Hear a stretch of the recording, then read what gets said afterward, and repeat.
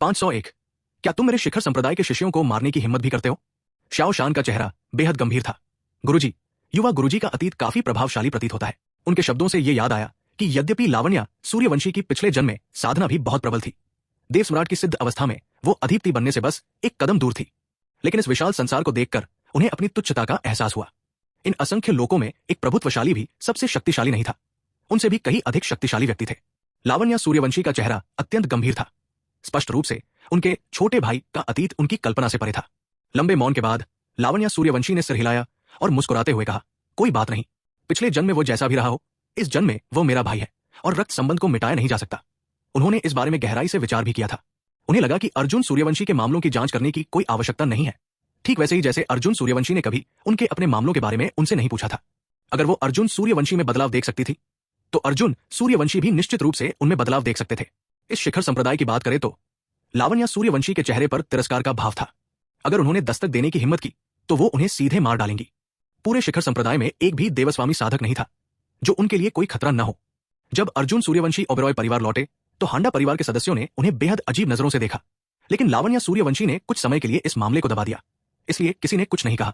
हालांकि अर्जुन सूर्यवंशी उदासीन दिखे और सीधे अपने आंगन में चले गए। टोंगतियान, तुम इस दौरान बगल वाले कमरे में रह सकते हो। अर्जुन सूर्यवंशी के आंगन के बाहर लगभग 300 मीटर की दूरी पर एक और छोटा आंगन था, लेकिन वो लंबे समय से निर्जन था और वीरान पड़ा था। टोंगतियान ने सिर हिलाया और सीधे उस छोटे आंगन की ओर चल पड़ा। उसने उसे साफ सुथरा करने की जहमत नहीं उठाई, बस सरसरी तौर पर कूड़ा झाड़ दिया और पालथी मारकर बैठ गया और साधना करने लगा। तलवारबाजी के शौकीन होने के नाते वो अर्जुन सूर्यवंशी जैसा नहीं था, जिन्हें एक आरामदायक वातावरण की आवश्यकता होती थी। टोंगतियान के लिए कोई भी जगह ठीक थी, बशर्ते वो उसकी साधना में बाधा न डाले। टोंगतियान के जाने के बाद नैना रायचंद तुरंत अर्जुन सूर्यवंशी के पास गई और मधुर स्वर में बोली, गुरुजी। अर्जुन सूर्यवंशी ने अपना सिर झुका लिया, क्योंकि वो उसके छोटे से इरादे को भली भांति जानते थे।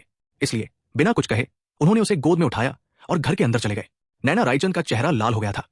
हालांकि अर्जुन सूर्यवंशी के साथ रहने पर उसके शरीर में दर्द होता था, लेकिन उस अद्भुत अनुभूति की तुलना में दर्द और आनंद का यह संयोजन बर्फ और आग दोनों का अनुभव करने जैसा था। शिखर संप्रदाय पहाड़ के आधे रास्ते पर एक विशाल महल के अंदर 3 लंबी तलवारें सिर के ऊपर लहराती हुई एक अधेड़ उम्र का व्यक्ति पालथी मारकर जमीन पर बैठा था। उसका चेहरा शांत था, उसके कपड़े हवा में लहरा रहे थे, जिससे वो एक रहस्यमय, गूढ़ और अथाह गुरु का आभास दे रहा था। ललित लूथरा वरिष्ठ ने गहरी सांस ली, अपना सिर हिलाया और कहा, मैं अभी देवराज के मध्य चरण में प्रवेश करने से थोड़ा पीछे हूं, लेकिन अगर मैं ओबेरॉय परिवार के रथ को निकालकर परिष्कृत कर सकूं तो ये मेरे लिए देवराज के मध्य चरण में प्रवेश करने के लिए पर्याप्त होगा। बोलते ही उसकी आंखें थोड़ी सिकुड़ गई, उनमें एक ठंडी चमक दिखाई दी। ओबेरॉय परिवार का रक्त कुछ असामान्य था, जिसकी खोज उसने संयोगवश की थी। कई साल पहले अपने क्षेत्र में सफलता प्राप्त करने के लिए वो विशेष रूप से हितेश हांडा 20 क्षेत्र में अनुभव प्राप्त करने गए और संयोगवश उन्हें एक ऐसा खजाना मिला जो रक्तवंश का पता लगा सकता था। इसी खजाने के कारण उन्होंने ओबेरॉय परिवार के रक्तवंश की शक्ति का पता लगाया। ओबेरॉय परिवार के पूर्वजों ने निश्चित रूप से अत्यंत शक्तिशाली साधकों को जन्म दिया होगा। ऐसे शक्तिशाली साधकों के वंशजों में दावों की एक हल्की सी विरासत थी, लेकिन ओबेरॉय परिवार के सदस्यों का रक्तवंश अपेक्षाकृत कमजोर था और ये दाव विरासतें अब उनके लिए ज्यादा उपयोगी नहीं थी। हालांकि अगर वो उन्हें निकालकर आत्मसात कर लेते तो ये काफी मददगार साबित होता। ओबेरॉय परिवार के पूर्वजों के शक्तिशाली साधकों के बारे में जानने के कारण ही उन्होंने स्वयं कार्रवाई करने का साहस नहीं किया। कहीं ऐसा न हो कि ओबेरॉय परिवार के पूर्वज अभी भी जीवित हो। अगर उन्हें पता चल गया कि यह काम उन्होंने किया है तो क्या उनका विनाश निश्चित नहीं हो जाएगा? एल्डरली, कुछ गड़बड़ है। अचानक मुख्य हॉल के बाहर से एक आवाज सुनाई दी। ललित लूथरा वरिष्ठ की भौहें थोड़ी तंग गई और उन्होंने उदासीनता से कहा, अंदर आइए। थोड़ी देर में शिखर संप्रदाय के शिष्य के वस्त्र पहने एक युवक अंदर आया, जिसका चेहरा भय, दुख और क्रोध से भरा हुआ था। नीचे बने चबूतरे पर पहुंचकर युवक ने सीधे ललित लूथरा वरिष्ठ को प्रणाम किया। हे वरिष्ठ, मेरे बड़े भाई के लिए न्याय कीजिए। चौहान परिवार ने ओबेरॉय परिवार का लगभग सफाया कर दिया था, लेकिन सूर्यवंशी परिवार का एक वंशज बीच में ही प्रकट हो गया, जिसने न केवल इन दोनों महान परिवारों को नष्ट किया बल्कि मेरे बड़े भाई की हत्या भी कर दी। हे वरिष्ठ, न्याय कीजिए। ललित लूथरा वरिष्ठ का शांत चेहरा अचानक रोंगटे खड़े कर देने वाले क्रोध से भर उठा। तुमने क्या कहा? ओबेरॉय परिवार का सफाया नहीं हुआ? वो भी खड़े हो गए। उनके पूरे शरीर से एक अत्यंत भयानक दबाव निकल रहा था, जिससे पूरा हॉल थोड़ा कांप उठा। इस व्यक्ति का बड़ा भाई आंतरिक संप्रदाय का शिष्य था, लेकिन उसके गुरु का बहुत पहले देहांत हो चुका था। उसने ये काम करने की सहमति दी और शिखर संप्रदाय के भीतर दूसरे पक्ष की रक्षा की। यह जानना जरूरी है कि वह एक महान एकता स्वर्णदेव था। ज्वाला सिंह नगर जैसी जगह पर उसकी मृत्यु कैसे हो सकती थी? सूर्यवंशी परिवार, इनका मूल क्या है? क्या वे मेरे शिखर संप्रदाय के शिष्य को मारने की हिम्मत भी करते हैं? ज्वाला सिंह नगर के 7 महान परिवारों में से वो केवल वालिया परिवार को जानता था। वो अन्य परिवारों के बारे में ज्यादा नहीं जानता था, और इस सूर्यवंशी परिवार के बारे में तो उसने कभी सुना ही नहीं था। युवक ने कुछ नाराजगी से कहा, सूर्यवंशी परिवार ज्वाला सिंह नगर के 7 महान परिवारों में सबसे निचले पायदान पर है। सबसे शक्तिशाली व्यक्ति भी केवल एक अर्धचरण महान एकता है। ओ ललित लूथरा, वृद्ध की आंखें तुरंत सिकुड़ गई। एक ऐसा परिवार जिसमें केवल अर्धस्तरीय स्वर्णदेव हो, वो वास्तव में एक स्वर्णदेव को मार सकता है। इसका अर्थ है कि सूर्यवंशी परिवार में अभी भी कुछ शक्ति है। क्या ऐसा हो सकता है कि उन्हें ओबेरॉय परिवार की स्थिति का भी पता चल गया हो? यह संभव नहीं होना चाहिए। यदि वे केवल अर्धस्तरीय स्वर्णदेव है तो ओबेरॉय परिवार के वंश की स्थिति का पता लगाना बहुत कठिन होगा। इसके अलावा उनका स्तर इतना कम है कि यदि उन्हें ओबेरॉय परिवार के वंश की शक्ति का ज्ञान भी हो तो भी वे उनके वंश से दांव की शक्ति प्राप्त नहीं कर सकते। ललित लूथरा वरिष्ठ ने आगे ज्यादा नहीं सोचा। उन्होंने ठंडी सांस ली। उनकी आंखों में निर्मम हत्या का भाव था। सूर्यवंशी परिवार की शक्ति एक स्वर्णदेव को मार सकती है, इसलिए उन्होंने अवश्य ही कोई विशेष साधन अपनाया होगा, या शायद इस परिवार में ही कुछ शक्तिशाली साधक रहे होंगे जिन्होंने अपनी साधना को छिपा रखा था। ललित लूथरा वरिष्ठ ने जल्दबाजी में कोई कदम नहीं उठाया। उसने उदासीनता से कहा, चिंता मत करो, यह आसन तुम्हारे बड़े भाई का बदला लेगा। पहले मुझे सूर्यवंशी परिवार की स्थिति के बारे में विस्तार से बताओ। एक साधारण शिष्य से इस मुकाम तक पहुंचे साधक के रूप में वो स्वाभाविक रूप से अपने शत्रुओं को कम नहीं आंकता, चाहे सामने वाला कितना भी छोटा क्यों न हो। युवक ने जरा भी संकोच नहीं किया और तुरंत सूर्यवंशी परिवार की शक्ति के बारे में सब कुछ बता दिया। ललित लूथरा वरिष्ठ जितना सुनते गए उन्हें उतना ही कुछ गड़बड़ लगने लगा। ये सूर्यवंशी परिवार तो बहुत साधारण शक्ति प्रतीत होता था, तो वे एक महान एकता स्वर्णदेव को कैसे मार सकते थे? क्या ऐसा हो सकता है कि कोई और सूर्यवंशी परिवार का रूप धारण कर रहा हो? युवक स्तब्ध रह गया। उसने वास्तव में कभी इस बारे में सोचा ही नहीं था। यह देखकर कि वो उत्तर नहीं दे पा रहा है, ललित लूथरा वरिष्ठ ने आगे कुछ नहीं पूछा। वो स्थिति को समझ चुके थे। उन्हें बस ओबेरॉय परिवार से मिलने जाना था। भले ही वो व्यक्ति एक महान एकता स्वर्णदेव को मार सकता था, लेकिन इससे क्या फर्क पड़ता था? एक महान एकता स्वर्णदेव उसकी नजरों में एक चींटी से ज्यादा कुछ नहीं था। ज्वाला सिंह नगर जैसी जगह में कोई साधक कितना भी शक्तिशाली क्यों न हो, उसकी शक्ति कितनी हो सकती है? क्या वे सब उसकी नजरों में चींटियां मात्र नहीं थे? 502 भयानक 9 बादल कठपुतली ज्वाला सिंह नगर में सूर्यवंशी परिवार से संबंधित मामले ने भारी हलचल मचा दी थी। अब सभी जानते थे कि सूर्यवंशी परिवार के एक प्रत्यक्ष वंशज ने शिखर संप्रदाय के एक आंतरिक संप्रदाय के शिष्य की हत्या कर दी थी। इसके अलावा पिछले वर्षों में त्रिपुंज वाले को खरीदने वाला व्यक्ति भी सूर्यवंशी परिवार का प्रत्यक्ष वंशज था और उसी ने सक्सेना परिवार के 3 सत्यदेव विशेषज्ञों की हत्या की थी। हालांकि सक्सेना परिवार को अर्जुन सूर्यवंशी की पहचान पता चलने के बाद भी उन्होंने कोई प्रतिक्रिया नहीं दिखाई। हालांकि वे ये नहीं समझ पाए कि सूर्यवंशी परिवार ने शिखर संप्रदाय के शिष्य को मारने का साहस क्यों किया, लेकिन उन्होंने वास्तव में एक महान स्वर्णदेव को मार डाला था। उनकी शक्ति चाहे जो भी हो निश्चित रूप से सक्सेना परिवार से कहीं अधिक थी। इसलिए अर्जुन सूर्यवंशी की पहचान जानने के बाद भी उन्होंने कोई जोखिम लेने की हिम्मत नहीं की। सूर्यवंशी परिवार के परिसर के पिछवाड़े में अर्जुन सूर्यवंशी ने अपने कपड़े समेट लिए और खिड़की के पास खड़े हो गए, जबकि नैना रायचंद पलंग के किनारे बैठी थी। उनके छोटे छोटे सुंदर गुलाबी पैर हवा में लटक रहे थे। उन्होंने स्नेह भरी निगाहों से अर्जुन सूर्यवंशी को देखते हुए मुस्कुराया। 9 पूंछ वाला वंश दिव्य प्राणियों में एक अत्यंत विशिष्ट वंश है, जिसमें एक जन्मजात दोष है, और यह दोष स्नेह के बीज में निहित है। यदि वे किसी पुरुष के साथ अंतरंग हो जाती है तो दोनों के दिलों में स्नेह का बीज बोया जाएगा, जो अंततः उन्हें एक दूसरे के प्रति अटूट रूप से आकर्षित कर देगा, यहां तक कि उन्हें एक दूसरे के लिए पूरी तरह से पागल कर देगा। उनकी आंखों में केवल एक दूसरे का ही वास रहेगा। 2 अंतरंग मुलाकातों के बाद नैना रायचंद का अर्जुन सूर्यवंशी के प्रति रवैया पूरी तरह बदल गया था और उनके मन में कुछ अजीब विचार पनप रहे थे। क्या मां इसी को प्रेम कहती थी?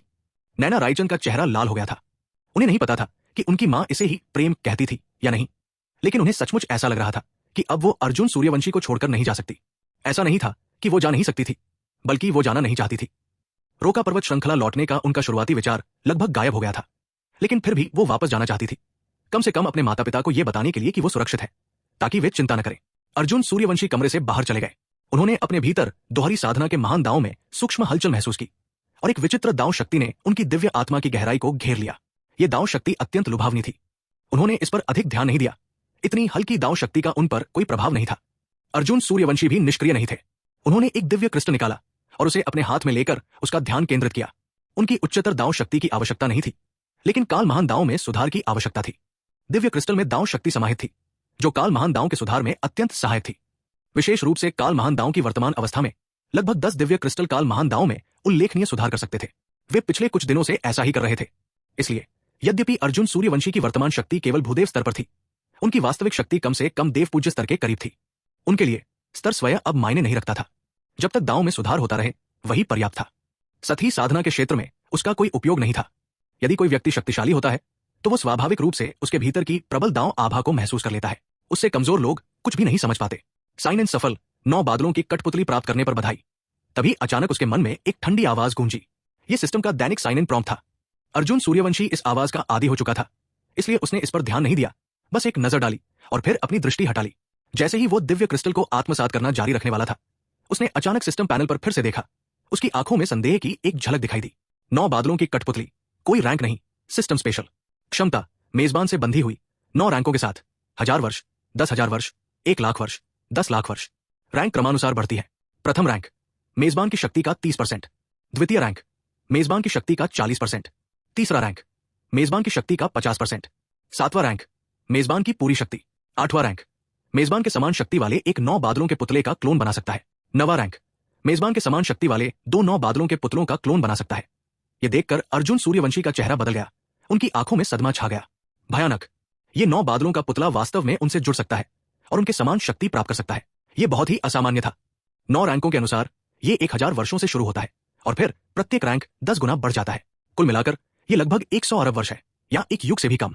यदि ये 9 बादलों का पुतला 9वें रैंक तक पहुंच जाता है तो ये 2 क्लोनों में विभाजित हो सकता है, साथ ही 9 बादलों के पुतले में भी, जिसका अर्थ होगा कि अर्जुन सूर्यवंशी के पास 3 पुतले होंगे जिनकी शक्ति उनके बराबर होगी। हिस, बहुत भयानक। बुलाओ। अर्जुन सूर्यवंशी मौन मंत्रोच्चार कर रहे थे और उनके सामने लगभग 2 मीटर लंबा, लबादा ओढ़े और पूरी तरह से काला एक आकृति प्रकट हुई। उसमें जीवन की आभा का कोई निशान नहीं था, ऊर्जा का उतार चढ़ाव भी नहीं। 9 बादलों के पुतले से संपर्क स्थापित हो रहा है। संपर्क सफल। अचानक 9 बादलों के पुतले की आंखों से नीली रोशनी फूट पड़ी, गहरी और उदासीन, मानो कोई ठंडी मशीन हो। अर्जुन सूर्यवंशी ने अपने और 9 बादलों के पुतले के बीच एक अकथनीय संबंध बनते हुए भी महसूस किया। वो इस 9 बादलों के पुतले को अपनी इच्छा अनुसार नियंत्रित कर सकते थे। नहीं, उनका चेहरा तुरंत आश्चर्य से भर गया। उनके नियंत्रण में 9 बादलों के पुतले का रूप बदलने लगा। अंततः वो उनके समान हो गया, यहां तक कि उसकी आभा भी बिल्कुल वैसी ही थी। इतना ही नहीं, उन्होंने पाया कि 9 बादलों का पुतला कोई भौतिक इकाई नहीं, बल्कि उनके द्वारा बुलाया गया प्राणी प्रतीत होता था। बुलाया गया प्राणी क्या होता है? इसका अर्थ है कि उसकी जड़ उनके साथ है। जब तक वो जीवित रहते हैं तब तक, भले ही बुलाया गया प्राणी कई बार मर जाए, जब तक उसकी मरम्मत की जाती है उसे फिर से बुलाया जा सकता है। एक और भी शक्तिशाली प्रकार का आह्वानित प्राणी होता है। जब तक वो स्वयं जीवित रहता है और आह्वानित प्राणी को ऊर्जा प्रदान करता रहता है, तब तक आह्वानित प्राणी अमर और अविनाशी रह सकता है। उसे बस ये नहीं पता था कि ये किस प्रकार का प्राणी है। कुछ देर सोचने के बाद अर्जुन सूर्यवंशी ने अपना हाथ उठाया और सीधे एक स्थानिक प्रहार किया। 9 बादलों की कठपुतली का हाथ तुरंत टूटकर गिर गया, लेकिन पल भर में ही वो पहले की तरह जुड़ गया। उसमें कोई अंतर नहीं था। अर्जुन सूर्यवंशी की भौहें तुरंत ऊपर उठ गई। ये 9 बादलों की कठपुतली वास्तव में एक अमर कठपुतली थी। ये कुछ असामान्य था। न केवल इसे किसी भी समय वापस बुलाया जा सकता था, बल्कि ये अपने स्वरूप और आभा को भी छिपा सकती थी, और ये अमर और अविनाशी थी। जब तक वो इसे मार नहीं डालता, 9 बादलों की कठपुतली हमेशा अस्तित्व में रहेगी। अर्जुन सूर्यवंशी की आंखें सिकुड़ गई। ऐसा लग रहा था कि वो इसका उपयोग कई कामों के लिए कर सकता है। उसके होठों के कोने थोड़े ऊपर उठे, लेकिन फिलहाल इसकी आवश्यकता नहीं थी। अर्जुन सूर्यवंशी के एक विचार से 9 बादलों की कठपुतली अपने पूर्व घोर काले रूप में लौट आई। उसका शरीर धातु जैसा था, जो भविष्य की तकनीक से बने किसी यंत्र जैसा लग रहा था। हालांकि तकनीक का एहसास उतना प्रबल नहीं था, बस थोड़ा बहुत वैसा ही था। बुरा नहीं, बुरा नहीं, अब से तुम सबसे मजबूत रक्षक होगे। 9 बादलों की कठपुतली ने एक कदम बढ़ाया और फिर प्रांगण के प्रवेश द्वार पर लोहे की मीनार की तरह स्थिर खड़ी हो गई। सुरक्षा की एक और परत जुड़ गई। इस 9 बादलों की कठपुतली की सहायता निश्चित रूप से उसके द्वारा प्राप्त सभी चीजों में सर्वोच्च स्तर की थी। ये सीधे उससे बंधी हुई थी, इसलिए यदि बाद में उसकी मृत्यु भी हो जाती तो 9 बादलों की कठपुतली गायब नहीं होती। इसे किसी भी समय कहीं भी बुलाया जा सकता था। हालांकि 9 बादलों की कठपुतली की शक्ति स्थिर नहीं थी, ये उससे बंधी हुई थी, इसलिए यदि उसकी शक्ति कम हो जाती तो 9 बादलों की कठपुतली की शक्ति भी निश्चित रूप से उसके साथ कम हो जाती। 503 एल्डर उमेशान इस 9 बादलों की कठपुतली के साथ। अब से मुझे बस चुपचाप समय बीतने का इंतजार करना होगा। जब ऐसा होगा तो साइन इन करने से मुझे जो चीजें मिलेंगी वे और भी बेहतर होंगी, और 9 बादलों की कठपुतली भी और अधिक शक्तिशाली हो जाएगी। अर्जुन सूर्यवंशी के चेहरे पर मुस्कान आ गई।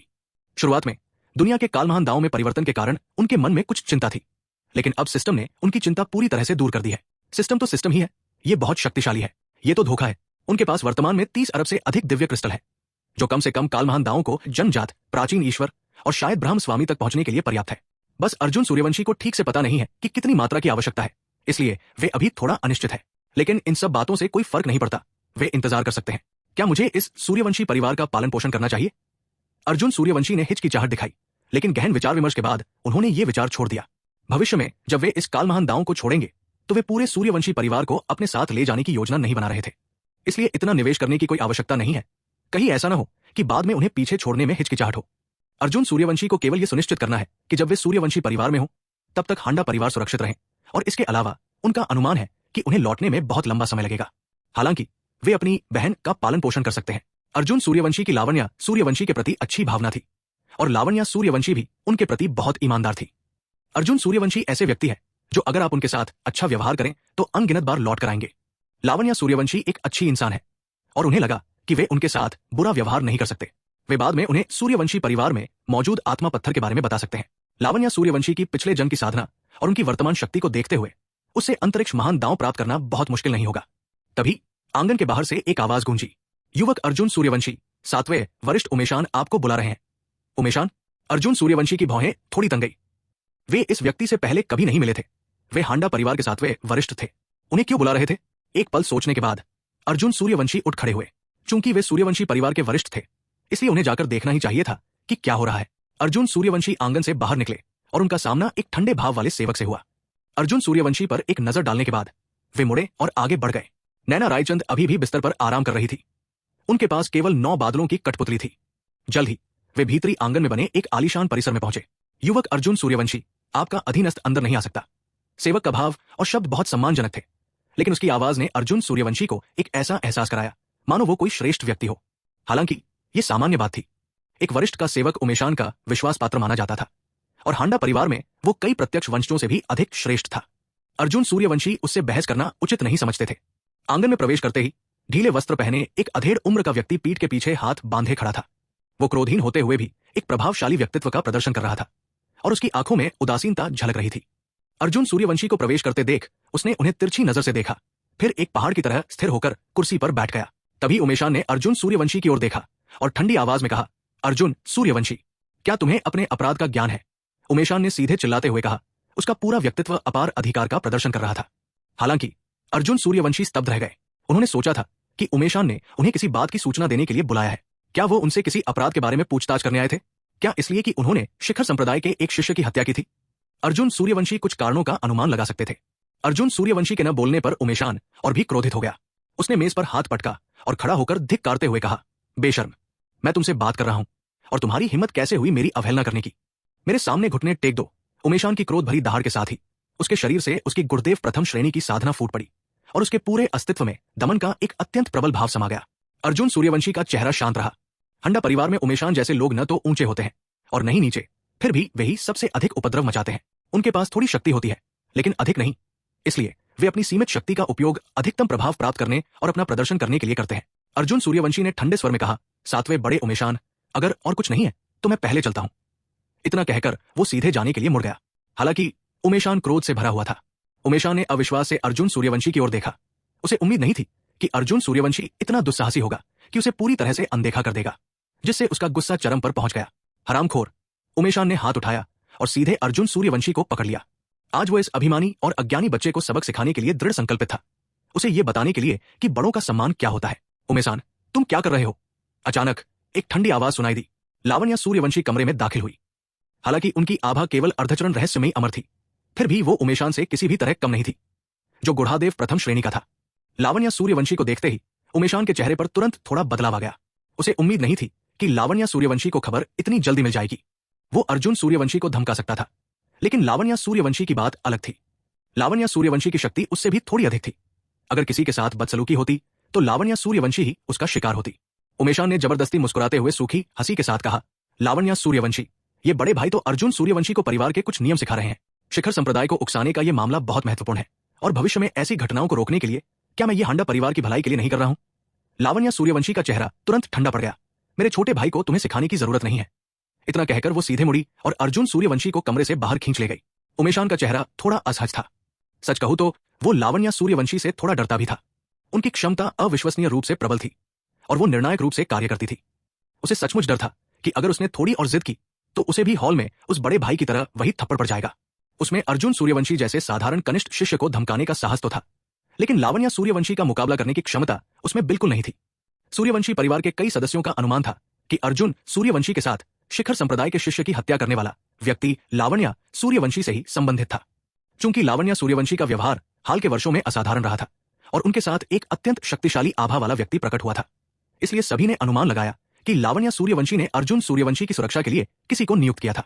अर्जुन सूर्यवंशी की बात करें तो लावण्या सूर्यवंशी की तुलना में वो बिल्कुल निकम्मा था। उनकी उम्र लगभग एक जैसी थी और वो केवल भूदेव स्तर का था, जिसे सूर्यवंशी परिवार की युवा पीढ़ी में औसत दर्जे का माना जाता था। लावण्या सूर्यवंशी ने उमेशान को और अधिक बकवास करने की जहमत भी नहीं उठाई। एक कनिष्ठ शिष्य होने के नाते उमेशान के विरुद्ध सीधे कार्रवाई करना कुछ हद तक अनुचित था, खासकर तब जब उसने जो किया वह कोई बहुत बड़ी बात नहीं थी। आंगन से निकलने के बाद लावण्या सूर्यवंशी ने 9 बादलों की कठपुतली पर 2 बार और नजर डाली, फिर प्रसन्नता से मुस्कुराते हुए बोली, छोटे भाई तुम ठीक हो? अर्जुन सूर्यवंशी ने हाथ हिलाते हुए पूरी तरह से उदासीन भाव से कहा, तुम यहां नहीं हो? आखिर क्या हो सकता है? लावण्या सूर्यवंशी के चेहरे पर तुरंत मुस्कान आ गई। उन्होंने अपनी फूली हुई छाती पर हाथ फेरते हुए फिर कहा, चिंता मत करो, बड़ी बहन तुम्हारे लिए शिखर संप्रदाय को संभालेंगी। अगर उनकी हिम्मत हुई तो मैं उन्हें नष्ट कर दूंगी। शिखर संप्रदाय की बात करते समय लावण्या सूर्यवंशी का चेहरा तिरस्कार से भरा था, मानो वो उन्हें पूरी तरह से अनदेखा कर रही हो। 504 आत्मा पत्थर को नापो, अंतरिक्ष इतना बड़ा है। अर्जुन सूर्यवंशी हंसे और सिर हिलाया। दरअसल इस जीवन में उनकी उम्र के हिसाब से उनमें ज्यादा अंतर नहीं होना चाहिए।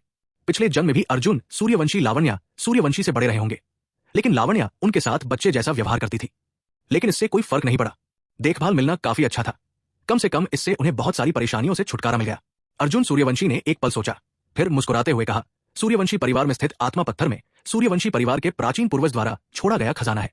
जब आप अपनी चरम अवस्था में हो तो ये आपके लिए बहुत उपयोगी होगा। जब आपके पास समय हो तो आप जाकर इसे ले आ सकती है। लावण्या सूर्यवंशी के चेहरे पर मुस्कान थोड़ी सी ठहर गई। अर्जुन सूर्यवंशी के शब्द बहुत सीधे थे, मानो स्पष्ट रूप से कह रहे हो कि वे उनकी पहचान जानते हैं। लेकिन बहुत जल्दी ही वो फिर मुस्कुरा उठी। अर्जुन सूर्यवंशी का बिना किसी संकोच के सीधे बोलना वास्तव में उन्हें एक संकेत दे रहा था। उन्हें उनकी स्थिति से कोई आपत्ति नहीं थी। लावण्या सूर्यवंशी के चेहरे पर मुस्कान बहुत ही उज्जवल थी। उनके विचार काफी हद तक अर्जुन सूर्यवंशी के विचारों से मिलते जुलते थे। पहले तो उसकी एकमात्र चिंता यही थी कि अर्जुन सूर्यवंशी एक शक्तिशाली साधक का पुनर्जन्म थे और इसलिए उन्हें इस जीवन से कोई जुड़ाव महसूस नहीं होता था। लेकिन अब ऐसा लग रहा था कि उसकी चिंताएं कुछ ज्यादा ही थी। लेकिन उस आध्यात्मिक पत्थर में कौन सा खजाना छिपा हो सकता है? जब उसने पहले अपनी बोध क्षमता का परीक्षण किया था तो उसमें मौजूद प्रचुर दाव शक्ति के अलावा उसमें लगभग कुछ भी खास नहीं था, है ना? क्या ऐसा हो सकता है? लावण्या सूर्यवंशी की भौहें तुरंत उठ गई। क्या उसे उसमें समाई दाव शक्ति पर पूर्ण महारत हासिल करनी होगी और तभी आध्यात्मिक पत्थर की असली शक्ति का पता चलेगा? हालांकि वो पूरी तरह समझ नहीं पा रही थी। सूर्यवंशी परिवार के पूर्वज बहुत शक्तिशाली नहीं थे, उन्हें बहुत कमजोर भी कहा जा सकता है, शायद अर्ध सम्राट भी नहीं। ऐसा साधक अपने पीछे क्या छोड़ सकता है जो उसके लिए उपयोगी हो? लावण्या सूर्यवंशी मुस्कुराई और सिर हिलाकर बोली, ठीक है। उसने इस मामले को ज्यादा गंभीरता से नहीं लिया। जल्द ही दोनों फिर से अलग हो गए और लावण्या सूर्यवंशी अपनी साधना जारी रखने के लिए अपने प्रांगण में वापस जाने की तैयारी करने लगी। अचानक लावण्या सूर्यवंशी के कदम रुक गए। उनके बगल में ही एक छोटा सा चौक था जिस पर एक विशाल ऊंचा पत्थर रखा था जिससे हल्की सी दाव शक्ति निकल रही थी। यह आध्यात्मिक पत्थर साल में केवल एक बार ही खुलता था, बाकी समय नहीं। लेकिन अगर लावण्या सूर्यवंशी अंदर जाना चाहती तो स्वाभाविक रूप से कोई उन्हें नहीं रोकता। लावण्या सूर्यवंशी एक पल के लिए हिचकिचाई, लेकिन फिर भी आध्यात्मिक पत्थर की ओर चल पड़ी, क्योंकि अर्जुन सूर्यवंशी ने कहा था कि इसके अंदर कुछ ऐसा है जो उनकी चरम अवस्था में भी उनकी मदद करेगा। और वैसे भी ये कोई बड़ी बात नहीं थी, तो उन्होंने सोचा कि क्यों न इसे आजमाया जाए। ऊंचे चबूतरे पर कदम रखते हुए लावण्या सूर्यवंशी दूसरी बार आध्यात्मिक पत्थर के सामने पहुंची। उन्होंने आध्यात्मिक पत्थर को देखा, कुछ देर तक ध्यान से उसका अवलोकन किया, लेकिन कुछ समझ नहीं पाई। चूंकि वो यहां आ ही गई थी तो क्यों न कोशिश ही कर ले। उन्होंने अपना कोमल हाथ आध्यात्मिक पत्थर पर रखा और मूल दाव शक्ति तुरंत बेचैनी से हिलने लगी। वर्तमान लावण्या सूर्यवंशी पहले से बहुत अलग थी। यह दाव शक्ति अब पहले की तरह दबाव नहीं डाल रही थी, वो इसे आसानी से वश में कर सकती थी। जैसे ही स्पिरिट स्टोन से हल्की चमक निकली, लावण्या सूर्यवंशी ने जल्दी ही आधी दाव शक्ति पर महारत हासिल कर ली। फिर भी उसे अभी तक कुछ भी असाधारण नहीं मिला था। आखिर इसमें क्या था? लावण्या सूर्यवंशी ने अपना प्रयास फिर से बढ़ाया। उसने सीधे और पूरी तरह से सारी दाव शक्ति पर महारत हासिल कर ली। उसके चारों ओर अनगिनत छोटे छोटे मंत्र तैरने लगे और उसकी आंखों ने कुछ और भी देखा। उसने देखा कि जिस दाव शक्ति को उसने समझा था वो धीरे धीरे आपस में उलझने लगी और एक बिल्कुल नया जाल बनाने लगी। पहले तो लावण्या सूर्यवंशी को कुछ भी महसूस नहीं हुआ, लेकिन जैसे जैसे ये बड़े जाल लगातार आपस में उलझते गए उसने कुछ अलग देखा। महान दाव। लावण्या सूर्यवंशी की पुतलियां अचानक सिकुड़ गई। उसकी आंखें सदमे से भर गई। इस स्पिरिट स्टोन में वास्तव में एक महान दाव का भ्रूण था। यह कैसे हो सकता है? अगर यह सिर्फ एक साधारण महान दाव होता तो वो इतनी हैरान नहीं होती, लेकिन इतने सारे दाव सिद्धांतों के अंतर संबंध से बना यह महान दाव निश्चित रूप से एक अत्यंत भयानक महान दाव था। यहां तक कि उसका मूल चंद्र महान दाव भी इसके सामने बहुत ही कमतर था। हिस। लावण्या सूर्यवंशी की सांसें थम गई। जैसे जैसे महान दाव का अंतर संबंध और स्पष्ट होता गया, उसके चेहरे के भाव फिर से नाटकीय रूप से बदल गए। ये महान दाव के मूल स्वरूप से एक हल्की अंतरिक्ष ऊर्जा निकल रही थी जो अत्यंत समृद्ध और शुद्ध थी। अगर वो अपने पिछले जन्म में देव सम्राट न होती तो शायद वह इस महान दाव के मूल स्वरूप का पता न लगा पाती।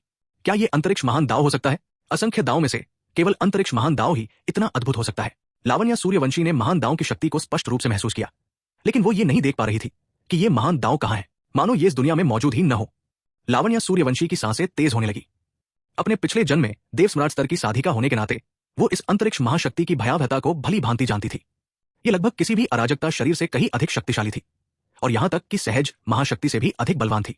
अंतरिक्ष ये समस्त असंख्य लोगों की सर्वोच्च महाशक्ति थी। इतिहास में केवल कुछ ही लोगों ने इस महाशक्ति को समझा था और वे लगभग सभी महान व्यक्तित्व थे। इस युग में शायद ही कोई ऐसा व्यक्ति हो जो ऐसी महाशक्ति को नियंत्रित करता हो। यदि कोई होता भी तो वो अधिक से अधिक एक या दो ही होते। लावण्या सूर्यवंशी का चेहरा अत्यंत गंभीर था। अर्जुन सूर्यवंशी ने उन्हें सीधे ऐसी महाशक्ति प्रदान की। क्या यह बहुत ही अनमोल नहीं था? वो घबराकर निगलने से खुद को रोक नहीं पाई। वो अभी भी अंतरिक्ष महाशक्ति के प्रति बहुत आकर्षित थी, मुख्यतः इसलिए क्योंकि इससे मिलने वाली सहायता अत्यंत महत्वपूर्ण थी। एक क्षण संकोच करने के बाद उन्होंने उसे स्पर्श किया। उसकी आभा तेजी से घटने लगी और उसके शरीर में संघनित महान दांव तुरंत नष्ट हो गया और उसकी जगह अंतरिक्ष महान दांव ने ले ली। उसने पहले ही एक महान दांव का अभ्यास कर लिया था और अब अंतरिक्ष महान दांव का अभ्यास करने के लिए उसे स्वाभाविक रूप से अपने मूल महान दांव को मिटाना पड़ा। हालांकि इस क्रिया के कारण उसका मूल अर्चरणीय रहस्यमय अमर स्तर सीधे आकाशदेव स्तर पर आ गया। लावण्या सूर्यवंशी जमीन पर पालथी मारकर बैठ गई और इस नए नियंत्रित अंतरिक्ष महान दांव के साथ एकीकृत होने लगी। सौभाग्य से यह महान दांव केवल एक प्रोटोटाइप था और इसके विलय में कोई प्रतिरोध या असुविधा नहीं हुई। यह बहुत आसानी से और सुचारू रूप से उसके साथ विलीन हो गया। एकमात्र कमी यह थी कि यह महान दांव इस समय थोड़ा कमजोर था और भविष्य में इसे सुधारने के लिए शायद बहुत सारे स्वर्ग और पृथ्वी के खजाने की आवश्यकता होगी। बेशक ये वास्तव में छोटी मोटी समस्याएं थी। लावण्या सूर्यवंशी के लिए ऊपरी सीमा सबसे महत्वपूर्ण थी, या यूं कहें कि यह हर साधक के लिए समान थी। ऊपरी सीमा को बढ़ाकर ही भविष्य में और अधिक देखा जा सकता था। उदाहरण के लिए देव सम्राट क्षेत्र में पहुंचने पर आगे की सफलताओं के लिए लगभग हमेशा जन्मजात लाभों की आवश्यकता होती थी, जैसे कि एक अराजक शरीर या एक शक्तिशाली अमर शरीर होना, या जन्मजात रूप से एक शक्तिशाली महान दांव में महारत हासिल करना। अन्यथा केवल अपनी बोध क्षमता पर निर्भर रहने का अर्थ मृत्यु तक कभी भी सफलता प्राप्त न कर पाना हो सकता है। यही कारण था कि उसने पुनर्जन्म और पुनर्साधना को चुना, क्योंकि उसकी ऊपरी सीमा बहुत कम थी। यद्यपि उसने लगन से विभिन्न विधियों का प्रयास किया, अधिपति तक की सफलता हमेशा उसकी पहुंच से बाहर रही। अंततः लाचारी के कारण उसके पास पुनर्जन्म और पुनर्साधना के अलावा कोई विकल्प नहीं बचा था। हालांकि अब जब वो अंतरिक्ष महान दांव को नियंत्रित करती थी तो उसकी ऊपरी सीमा पहले से ही बहुत अधिक थी। अधिपति की बात तो छोड़ ही दीजिए, प्रभुत्व से परे के क्षेत्रों तक पहुंचने की भी अपार संभावना थी। 505 भयानक शिखर संप्रदाय द्वार पर आया। लावण्या सूर्यवंशी ने अपना हाथ उठाया और लहराया और उनके सामने का आकाश तुरंत हिलने लगा। उनकी आंखों में अपार खुशी झलक रही थी। यह सचमुच अंतरिक्ष का महान मार्ग है। हे भगवान! हालांकि उन्हें पहले से ही अंदाजा था कि यह संभवतः अंतरिक्ष का महान मार्ग ही है, फिर भी इसे पाकर वे बेहद उत्साहित और खुश थी। यह सचमुच उनके छोटे भाई का दिया हुआ एक बहुत बड़ा उपहार था। यदि वे अंतरिक्ष के महान मार्ग का अभ्यास करें तो क्या वे भी असंख्य लोकों में एक महान शक्ति नहीं बन जाएंगी? केवल एक देव सम्राट नहीं, बल्कि एक सच्ची महान शक्ति, एक अजय निषिद्ध शक्ति का भंडार। लावण्या सूर्यवंशी के गोरे गाल लाल हो गए थे और वे बेहद उत्साहित थी। उन्होंने सूर्यवंशी परिवार में इतने बड़े खजाने की कभी उम्मीद नहीं की थी। हालांकि उन्हें थोड़ी जिज्ञासा भी थी, आखिर इस वस्तु को सूर्यवंशी परिवार में किसने रखा था? क्या यह सचमुच सूर्यवंशी परिवार के किसी वरिष्ठ विशेषज्ञ ने रखा था? लेकिन सूर्यवंशी परिवार के संक्षिप्त इतिहास को देखते हुए इतना शक्तिशाली साधक कैसे जन्म ले सकता था? किसी भी तरह से देखा जाए यह बेहद अतार्किक प्रतीत होता था। तभी एक वृद्ध लेकिन गहरी आवाज उसके मन में गूंजी, खांसी, खांसी, खांसी। यह वृद्ध व्यक्ति सुतियान की है। मैं मूल रूप से एक साधारण व्यक्ति था, मात्र एक संत शरीर वाला, और अपने चरम पर भी मेरी साधना आकाशदेव से अधिक नहीं थी।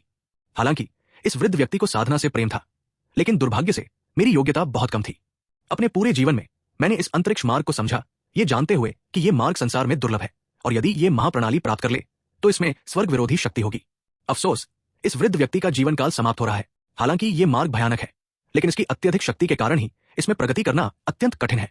मैंने अपने पूरे जीवन इस मार्ग का अनुसरण किया, लेकिन अंत में मैं अपने द्वारा निर्मित मार्ग से ही अवरुद्ध हो गया। मेरी आयु पूरी तरह समाप्त होने से पहले इस वृद्ध पुरुष ने मेरे जीवन भर में प्राप्त ज्ञान को आत्मा परीक्षण पत्थर में स्थापित कर दिया। जब तक मेरे ओबेरॉय परिवार वंश का कोई व्यक्ति सभी ज्ञान सिद्धांतों को नियंत्रित कर सकता है, तब तक वो इस ज्ञान को प्राप्त कर सकता है। यह वृद्ध पुरुष और कुछ नहीं मांगता, बस यही कि मेरे भावी वंशज इस ज्ञान का उपयोग करके मेरे सूर्यवंशी परिवार को शिखर तक पहुंचा सके। वृद्ध की आवाज में लाचारी और पश्चाताप भरा था। उन्होंने स्पष्ट रूप से अपना पूरा जीवन उस दिव्य ज्ञान को समझने में व्यतीत किया था, लेकिन दुर्भाग्य से इसी ज्ञान के कारण वे मोक्ष प्राप्त नहीं कर सके। सुतियान की लावण्या सूर्यवंशी के चेहरे पर थोड़ा सा भाव परिवर्तन आया। बेशक वो इस व्यक्ति को जानती थी। वो सूर्यवंशी परिवार के पूर्वज थे। उन्हें कभी उम्मीद नहीं थी कि इस महान ज्ञान को सूर्यवंशी परिवार के पूर्वज ने वास्तव में समझ लिया था। केवल आकाशदेव साधना से ही ऐसे महान ज्ञान को समझने के लिए उनके पास कितनी अद्भुत बोध क्षमता रही होगी। कितना अफसोस, शायद स्वर्ग सभी प्राणियों के साथ अन्याय करता है। स्वर्ग को चुनौती देने वाली ऐसी बोध क्षमता वाला व्यक्ति महज एक साधारण प्रतिभा वाला व्यक्ति था।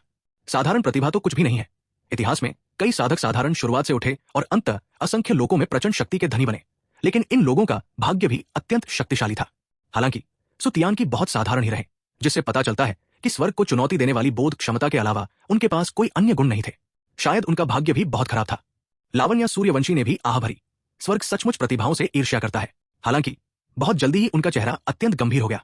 चूंकि ये सूर्यवंशी परिवार के पूर्वज द्वारा दिया गया था, इसलिए वो दूसरे पक्ष की बहुत ऋणी थी। चाहे कुछ भी हो जाए, वो अब से सूर्यवंशी परिवार की रक्षा अवश्य करेंगी। और साथ ही उन्होंने अंतरिक्ष के महान मार्ग को भी समझ लिया। पीछे के पर्वत पर अर्जुन सूर्यवंशी के कदम थोड़ी देर के लिए रुक गए। उसने अपना सिर घुमाया, होठों पर हल्की सी मुस्कान थी। लगता है उसे समझ आ गया है। अंतरिक्ष का महान दाव वास्तव में एक अत्यंत भयानक दाव है, लेकिन काल के महान दाव की तुलना में अंतर अभी भी बहुत बड़ा है। हालांकि काल के महान दाव जैसी किसी चीज को पूरे इतिहास में आज तक कोई भी सफलतापूर्वक समझ नहीं पाया है। अचानक अर्जुन सूर्यवंशी को फिर से उस व्यक्ति की याद आ गई जिससे वो संसार के अंत में मिला था। हालांकि उसने अभी तक दूसरे व्यक्ति की पहचान पूरी तरह से नहीं जान पाई थी, लेकिन अर्जुन सूर्यवंशी लगभग ये पुष्टि कर सकता था कि दूसरा व्यक्ति निश्चित रूप से इस संसार की आत्मा से संबंधित था। जब वो समय के ऊपरी स्तरों पर लौटा तो उसने सृष्टि की आत्मा को देखा। असंख्य दाव भी सृष्टि की आत्मा के कारण ही उत्पन्न हुए थे। यदि वो व्यक्ति असंख्य दावों की आत्मा था या उससे घनिष्ठ रूप से जुड़ा हुआ था, तो काल के महान दावों को नियंत्रित करना समझ में आता है। हालांकि भले ही दूसरा व्यक्ति काल के महान दावों को नियंत्रित करता हो, अर्जुन सूर्यवंशी को जरा भी डर नहीं था। अब उसके पास 9 बादलों की कठपुतली थी और तब तक वो सीधे अपने बराबर शक्ति वाले 3 क्लोन बुला सकता था। उसके हारने का कोई रास्ता नहीं था। ये आत्मविश्वास उसे धोखे से मिला था। इसके अलावा उसे अभी भी इतने लंबे समय के लिए साइन इन करना था। कौन जाने वो और किन अच्छे खजानों के लिए साइन इन कर सकता था। वर्तमान सूर्यवंशी परिवार कुछ शांत प्रतीत हो रहा था। हालांकि पूरा ज्वाला सिंह नगर चहल पहल से भरा हुआ था। सूर्यवंशी परिवार द्वारा शिखर संप्रदाय के एक शिष्य की हत्या का मामला अब लगभग सर्वविदित था और कई लोगों ने पहले ही कल्पना कर ली थी कि सूर्यवंशी परिवार की मृत्यु कैसे होगी, जैसे कि सीधे तौर पर उनका वध करना, उनके पूरे परिवार को यातना देकर मार डालना या सार्वजनिक रूप से फांसी देना इत्यादि। कई ताकतें जो कभी सूर्यवंशी परिवार के करीब थी, अब उनसे प्लेग की तरह बचती थी। सूर्यवंशी परिवार से जरा सा भी संबंध होने से डरती थी। उनमें सबसे ज्यादा भयभीत ओबेरॉय परिवार था। वे मौत से डरे हुए थे। ओबेरॉय परिवार के सदस्यों की नजरों में उनके परिवार का विनाश लगभग तय था। बचने का कोई रास्ता नहीं था और अब ओबेरॉय परिवार चुपचाप मौत का इंतजार कर रहा था। आखिरकार शिखर संप्रदाय जैसी भयानक शक्ति के सामने उनके ओबेरॉय परिवार में प्रतिरोध करने की कोई क्षमता नहीं थी। शिखर संप्रदाय के किसी बड़े सदस्य के सामने अपने ओबेरॉय परिवार को चींटी कहना भी चींटियों का अपमान होता। वे एक ही स्तर पर नहीं थे। अंतर बहुत बड़ा था। सूर्यवंशी परिवार। धमाका। एक जोरदार धमाका हुआ और सूर्यवंशी परिवार का भव्य प्रवेश द्वार अचानक ढह गया और द्वार पर तैनात दोनों रक्षक सीधे मारे गए। पल भर में अनगिनत लोगों की निगाहें तुरंत सूर्यवंशी परिवार की ओर मुड़ गई। सूर्यवंशी परिवार के प्रवेश द्वार पर 3 लोग खड़े थे। नेता का व्यवहार किसी अमर व्यक्ति जैसा था। उनका व्यक्तित्व संयमित था, लेकिन दमनकारी भावना बहुत प्रबल थी, जो उनकी सूक्ष्म तीक्ष्णता को प्रकट कर रही थी। उनकी कमर पर शिखर संप्रदाय का एक चिन्ह लटका हुआ था। उनके बगल में 2 अन्य व्यक्ति थे। दोनों ने शिखर संप्रदाय के शिष्यों के वस्त्र धारण किए हुए थे। एक ने गुढ़ादेव शिखर और दूसरे ने स्वर्णदेव अंतिम चरण के महान एकता शिष्य का वस्त्र धारण किया हुआ था। उनमें से एक दुष्यंत दत्ता थे, जो त्रिलोक द्वारा पहले मारे गए शिखर संप्रदाय के शिष्य के छोटे भाई थे। दूसरे व्यक्ति ललित लूथरा बड़े के शिष्य यश सिंघानिया थे। यश सिंघानिया ने सूर्यवंशी परिवार की ओर देखा। उनकी आंखों में शीतलता भरी हुई थी। छोटे भाई दुआन, क्या यही वो सूर्यवंशी परिवार है जिसने मेरे गुरु की योजनाओं को बर्बाद कर दिया? दुष्यंत दत्ता ने तुरंत हाथ जोड़कर कहा, वरिष्ठ भाई को सूचित करते हुए, मैंने जांच की है। यह वास्तव में सूर्यवंशी परिवार का प्रत्यक्ष वंशज है, जिसका नाम अर्जुन सूर्यवंशी है। यश सिंघानिया ने सिर हिलाया, फिर सूर्यवंशी परिवार की ओर देखा। उनका भाव अत्यंत कठोर था। सूर्यवंशी परिवार के लोगों, आप अभी तक बाहर क्यों नहीं निकले? ये आवाज तुरंत फैल गई। साथ ही भयानक रूप से शक्तिशाली ऊर्जा का प्रवाह भी हुआ। पूरे ज्वाला सिंह नगर ने स्वर्णदेव ऊर्जा के इस विशाल प्रवाह को महसूस किया। सूर्यवंशी परिवार के लोगों ने स्वाभाविक रूप से इसे महसूस किया। सभी कांप रहे थे। उनके चेहरे भय और चिंता से भरे हुए थे। लावण्या सूर्यवंशी तो अभी केवल एक कनिष्ठ थी और उन्होंने शिखर संप्रदाय का मुकाबला करने का कोई भी तरीका नहीं दिखाया था। सभी को यह बिल्कुल निराधार और अत्यंत भयभीत करने वाला लगा। 506 अमर स्तर का पौराणिक जीव। यश सिंघानिया सूर्यवंशी परिवार के प्रति घोर तिरस्कार भाव रखता था। वो पहले ज्वाला सिंह नगर जा चुका था और वहां सबसे शक्तिशाली व्यक्ति मात्र एक महान एकता स्वर्णदेव था, जो अत्यंत दुर्बल था। यदि कोई महान एकता स्वर्णदेव को मार भी डाले तो भी यही उसकी सीमा होगी।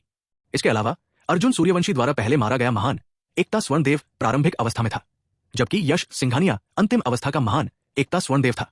उसे मारने के लिए कम से कम एक हुनकोर स्वर्णदेव की आवश्यकता होती। हालांकि सूर्यवंशी परिवार के पास ऐसा कोई साधक होना असंभव था। यश सिंघानिया की आंखों में तिरस्कार भरा था। ऐसा प्रतीत होता था कि उनके शिखर संप्रदाय ने ज्वाला सिंह नगर में लंबे समय से दर्शन नहीं दिए थे। यहां तक कि किसी ने उनके शिखर संप्रदाय के शिष्य पर हाथ उठाने का साहस भी नहीं किया था। हिस, शिखर संप्रदाय इतनी जल्दी आ गया, ये आदमी। हे भगवान, ये तो शिखर संप्रदाय का कोई बड़ा है। लगता है यशपाल चौहान की बातें सच थी। सच में शिखर संप्रदाय के किसी बड़े का उसे समर्थन प्राप्त है। सूर्यवंशी परिवार तो पूरी तरह से खत्म हो गया लगता है। ये सूर्यवंशी परिवार भी तो बड़े शांत है। शिखर संप्रदाय के शिष्य को मार डाला और कुछ भी तैयारी नहीं की।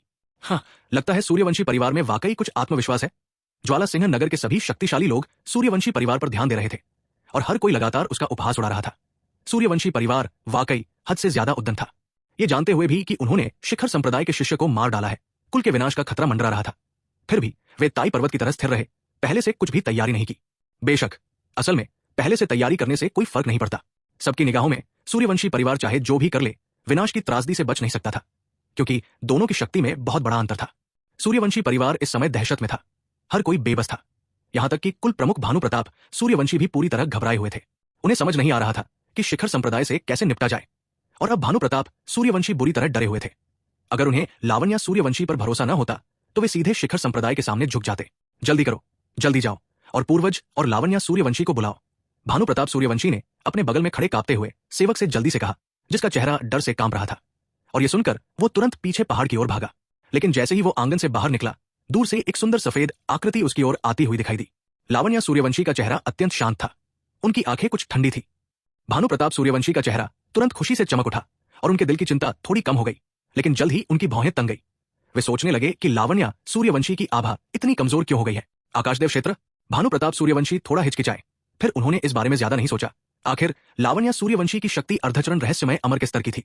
इसमें कोई समस्या नहीं थी। शायद उन्होंने अपनी साधना को छिपा रखा था। ऐसा लग रहा था कि लावण्या सूर्यवंशी ने एक और मोक्ष प्राप्त कर लिया है और अब तो वे भी उनकी साधना को भेद नहीं पा रहे थे। जल्द ही लावण्या सूर्यवंशी परिवार के मुख्य द्वार पर पहुंच गई। सूर्यवंशी परिवार के अन्य सदस्य शिखर संप्रदाय का सामना करने की हिम्मत नहीं कर रहे थे, इसलिए वे बाहर आने की हिम्मत ही नहीं कर रहे थे। केवल लावण्या सूर्यवंशी ही शिखर संप्रदाय के सामने अकेली खड़ी थी। बाहरी लोगों को इस समय लावण्या सूर्यवंशी में एक प्रकार का दुखद बलिदान भाव दिखाई दिया। हालांकि लावण्या सूर्यवंशी का चेहरा भावहीन था और उन्होंने प्रवेश द्वार की ओर देखते हुए कहा, मेरे सूर्यवंशी परिवार के रक्षकों को मारना तुम्हारी गुस्ताखी वाकई बड़ी है। यह सुनकर सभी लोग अवाक रह गए। सूर्यवंशी परिवार के बारे में सबकी यही धारणा थी कि वे सीधे दया की भीख मांगने के लिए बाहर आएंगे। लेकिन किसी ने यह उम्मीद नहीं की थी कि लावण्या सूर्यवंशी के बाहर आने के बाद पहले शब्द इतने अहंकारी और अज्ञानी होंगे। हे भगवान, ये कौन है? क्या ये मूर्ख है? क्या इसे नहीं पता कि इसके सामने खड़ा व्यक्ति शिखर संप्रदाय से है? आश्चर्य की बात नहीं कि सूर्यवंशी परिवार ने शिखर संप्रदाय पर हाथ उठाने की हिम्मत की। लगता है इस सूर्यवंशी परिवार के दिमाग में वाकई कुछ गड़बड़ है। अज्ञानता ही सुख है। ये सूर्यवंशी परिवार सचमुच अज्ञानी है। उपहास की आवाजें उठीं। पहले तो सभी को लगता था कि सूर्यवंशी परिवार थोड़ा अतिआत्म विश्वासी है, लेकिन अब उन्हें लग रहा था कि सूर्यवंशी परिवार सरासर मूर्ख है और उसे कुछ मानसिक समस्याएं हैं। शिखर संप्रदाय दस्तक दे चुका था। कुल के विनाश का खतरा मंडरा रहा था। फिर भी आप दूसरे पक्ष पर आरोप लगाने के मूड में थे। जो लोग नहीं जानते थे वे सोचते कि आपके सूर्यवंशी परिवार की शक्ति उनसे भी कहीं अधिक है। शिखर संप्रदाय और सूर्यवंशी परिवार दोनों के सदस्य स्तब्ध थे। किसी को भी लावण्या सूर्यवंशी के पहले शब्दों के इतने कठोर होने की उम्मीद नहीं थी। सूर्यवंशी परिवार के पीछे स्थित पर्वत पर उमेशन फेंग की भौहें थोड़ी तंग गई। सच कहूं तो वो भी थोड़ा घबरा गया था। हालांकि लावण्या सूर्यवंशी के उन शब्दों के बाद उसकी घबराहट गायब हो गई। वो लावण्या सूर्यवंशी की स्थिति के बारे में अपेक्षाकृत स्पष्ट था। एक शक्तिशाली व्यक्ति का पुनर्जन्म। हालांकि बेईदू प्रांत में शिखर संप्रदाय असाधारण रूप से शक्तिशाली था। वे केवल देवराज वंश के शक्तिशाली व्यक्ति थे। लावण्या सूर्यवंशी के लिए स्थिति को संभालना मुश्किल नहीं होना चाहिए था। शिखर संप्रदाय के तीनों सदस्य भी स्तब्ध थे। उन्हें उम्मीद नहीं थी कि सूर्यवंशी परिवार शिखर संप्रदाय के सामने भी इस तरह बोलने की हिम्मत करेगा। क्या उसे सचमुच मृत्यु का भय नहीं था? यश सिंघानिया ने लावण्या सूर्यवंशी को देखा। उसका चेहरा धीरे धीरे ठंडा पड़ गया। लावण्या सूर्यवंशी के चारों ओर नजर घुमाने के बाद उसकी आंखें सिकुड़ गई। वो सचमुच सुंदर थी। अगर उसने स्वामी को नाराज न किया होता तो उसे नौकरानी बनाकर रखा जा सकता था। कितना अफसोस। यश सिंघानिया ने ठंडी सांस ली और ठंडे स्वर में कहा, क्या तुम नहीं जानते कि हम कौन हैं? क्या ज्वाला सिंह नगर इतना अज्ञानी है कि वो शिखर संप्रदाय को भी नहीं जानता? मृत्यु को दावत। इसके साथ ही एक भयानक दबाव तुरंत बाहर की ओर फैल गया। सूर्यवंशी परिवार के कई घर पल भर में ढह गए और सूर्यवंशी परिवार के अंदर छिपे लोगों ने अत्यधिक दमन का अनुभव किया। भानु प्रताप सूर्यवंशी की आंखें भय से भर गई। क्या ये कोई महान एकता स्वर्णदेव था? इस व्यक्ति की आभा का उतार चढ़ाव वालिया परिवार के महान एकता स्वर्णदेव से कहीं अधिक शक्तिशाली था। बिल्कुल उनके बराबर नहीं था। वो निश्चित रूप से महान एकता स्वर्णदेवों में शीर्ष स्तर का शक्तिशाली व्यक्ति था। सूर्यवंशी परिवार के सदस्यों ने तुरंत लावण्या सूर्यवंशी की ओर देखा। अब सूर्यवंशी परिवार की सारी आशाएं केवल लावण्या सूर्यवंशी पर टिकी थी। यदि लावण्या सूर्यवंशी शिखर संप्रदाय का समाधान नहीं कर सकी तो उनका सूर्यवंशी परिवार निश्चित रूप से नष्ट हो जाएगा। जिन लोगों को पहले लावण्या सूर्यवंशी पर कुछ भरोसा था, अब शिखर संप्रदाय के आतंक का प्रत्यक्ष अनुभव करने के बाद उन्हें केवल अत्यधिक खेद हुआ। वे सचमुच इस नन्ही लड़की लावण्या सूर्यवंशी पर पूरा भरोसा करते थे। अहम बात यह थी कि शिखर संप्रदाय के बड़े गुरु पूरी तरह चुप रहे। वे तो सबसे भयानक थे। लावण्या सूर्यवंशी का चेहरा एकदम शांत था। उनकी कमर पर बंधी छोटी थैली में बैठा चांदी सफेद छोटा जीव जैसे बेचैन हो गया, इसलिए वो थैली से बाहर निकला और लावण्या सूर्यवंशी के कंधे पर आराम से बैठ गया, प्यार से उनका सिर सहलाने लगा। दूसरी ओर यश सिंघानिया ने लावण्या सूर्यवंशी को कुछ हैरानी और अनिश्चितता से देखा। ये कैसे हो सकता है? उन पर उनके दबाव का कोई असर नहीं हुआ। उनकी आभा से तो लावण्या सूर्यवंशी आकाशदेव स्तर की थी, जो उनकी नजरों में एक चींटी से कम नहीं था, लेकिन फिर भी वे उनके दबाव को कैसे सहन कर पा रही थी? लावण्या सूर्यवंशी ने हाथ बढ़ाकर चांदी सफेद छोटे जीव के सिर को सहलाया, फिर उन दोनों को ठंडी और उदासीन निगाहों से देखा। शिखर संप्रदाय हे अपने स्वामी के बदलते मिजाज को भांपते हुए चांदी जैसे सफेद रंग के उस छोटे से जीव का चेहरा भी कुछ क्रोधित हो गया। उसने शिखर संप्रदाय के तीनों लोगों की ओर देखा, फिर अपना मुंह खोलकर दहाड़ा।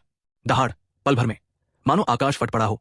ज्वाला सिंह नगर में अजगर की दहाड़ जैसी गर्जना गूंज उठी और सभी ने एक अत्यंत भयानक दबाव को अपने चारों ओर महसूस किया। यह दबाव रक्तवंश से, आत्मा के सबसे गहरे भाग से आ रहा था। यह उच्च कोटि की प्रजाति का भय था। चांदी जैसे सफेद रंग के उस छोटे से जीव ने अपना पंजा उठाया और झपट्टा मारा। प्रकाश की एक धारा तुरंत प्रकट हुई और ललित लूथरा वरिष्ठ और अन्य दो लोगों की ओर बढ़ी। इस क्षण ललित लूथरा वरिष्ठ ने अंततः चांदी जैसे सफेद रंग के उस छोटे से जीव की आभा को महसूस किया। उनका चेहरा अत्यंत भय से भर गया। उनके चेहरे पर अविश्वास और अचरज के भाव थे। ये कैसे हो सकता है? ये देवस्वामी लोक का एक दिव्य जीव है। 507 ये लिद्यासु है। ललित लूथरा वरिष्ठ अपनी जगह पर जम गए। उनके चेहरे पर अविश्वास और भय के भाव थे। उन्होंने कभी कल्पना भी नहीं की थी कि उनके सामने स्थित सूर्यवंशी परिवार इतना भयानक होगा। उनके पास वास्तव में देवस्वामी स्तर का एक दिव्य दानव था और रक्त शक्ति को देखते हुए यह निश्चित रूप से दिव्य दानवों में शीर्ष श्रेणी का दानव था। ललित लूथरा वरिष्ठ का शरीर तनावग्रस्त हो गया। एक प्रारंभिक देवराज होने के नाते देवस्वामी स्तर के विशेषज्ञ के सामने वे शक्तिहीन और हताश थे। उनके स्तर पर देवस्वामी विशेषज्ञ की तो बात ही छोड़िए, मध्य स्तर के देवराज को भी हराना उनके लिए कठिन होता। हालांकि उनके अपने तरीके थे, क्या दूसरों के पास नहीं थे? प्रकाश की सफेद धारा को पास आते देख ऐसा लग रहा था मानो मृत्यु की छाया उन्हें घेर रही हो। जीवन रक्षा की तीव्र इच्छा से प्रेरित होकर ललित लूथरा वरिष्ठ की ऊर्जा का विस्फोट हुआ और कई लंबी तलवारें भयानक शक्ति के साथ प्रकाश की धारा को रोकने के लिए निकल पड़ी। धमाका भयानक परिणाम सामने आया और ज्वाला सिंह नगर का एक तिहाई हिस्सा पल भर में ढह गया, जिसमें अनगिनत दरारें पड़ गई। कई कमजोर साधक इस परिणाम से सीधे मारे गए। ये अमर प्राणियों के युद्ध और नश्वर प्राणियों के कष्ट का परिणाम था। विशेष रूप से ऐसे उच्च स्तर पर यदि कोई देवराज ज्वाला सिंह नगर पर हमला करना चाहता तो शायद एक ही वार में नगर नष्ट हो जाता। यदि वे ज्वाला सिंह नगर से दूर हमला नहीं करते तो कौन जानता है कि कितने लोग मारे जाते। विस्फोट का प्रभाव कम होते ही ड्रैगन ब्रीथ नगर के विशेषज्ञों के सिर में झंझनाहट हुई और उनके चेहरों पर भय छा गया। सूर्यवंशी परिवार आखिर हो क्या रहा है? सभी ने पहले सोचा था कि सूर्यवंशी परिवार शीघ्र ही नष्ट हो जाएगा, लेकिन वास्तविकता सभी की अपेक्षाओं से कहीं अधिक भयावह थी। अंततः शिखर संप्रदाय के सभी सदस्य नष्ट हो गए। सूर्यवंशी परिवार इतना शक्तिशाली कब हो गया? वे सब बहुत असमंजस में थे, लेकिन अब जब उन्होंने इस पर विचार किया तो सूर्यवंशी परिवार का शिखर संप्रदाय से बिल्कुल भी न डरना स्वीकार्य प्रतीत हुआ, क्योंकि सूर्यवंशी परिवार में स्वयं शिखर संप्रदाय का प्रतिरोध करने की शक्ति थी। इसलिए स्वाभाविक रूप से उन्हें उनसे डरने की आवश्यकता नहीं थी।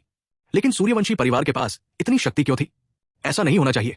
जैसे ही युद्ध का दृश्य शांत हुआ, ललित लूथरा वरिष्ठ रक्त से लथपथ थे। उनके साथ रहे शिखर संप्रदाय के दोनों शिष्य मारे जा चुके थे। उनकी अपनी हालत भी कुछ खास अच्छी नहीं थी। वे गंभीर रूप से घायल थे और मृत्यु के कगार पर थे। ललित लूथरा वरिष्ठ के मुंह से लगातार खून बह रहा था और उनकी आंखें भय से भरी हुई थी। जब उन्होंने लावण्या सूर्यवंशी को देखा, हे प्रभु मेरी जान बख्श दो। लावण्या सूर्यवंशी की आंखों में उदासीनता थी। उनके कंधे पर बैठा चांदी सफेद छोटा जानवर थोड़ा नाखुश लग रहा था। शायद नींद में खलल पड़ने और जगाए जाने से उसका मिजाज बिगड़ गया था। उसने फिर से अपना कोमल पंजा उठाया और झपट्टा मारा और 3 चांदी की लंबी सुइया पल भर में ललित लूथरा वृद्ध की ओर चुभ गई। ऐसे हमले का सामना करते हुए ललित लूथरा वृद्ध के पास प्रतिरोध करने की कोई शक्ति नहीं थी। वे भयभीत आंखों से केवल मृत्यु की प्रतीक्षा कर सकते थे।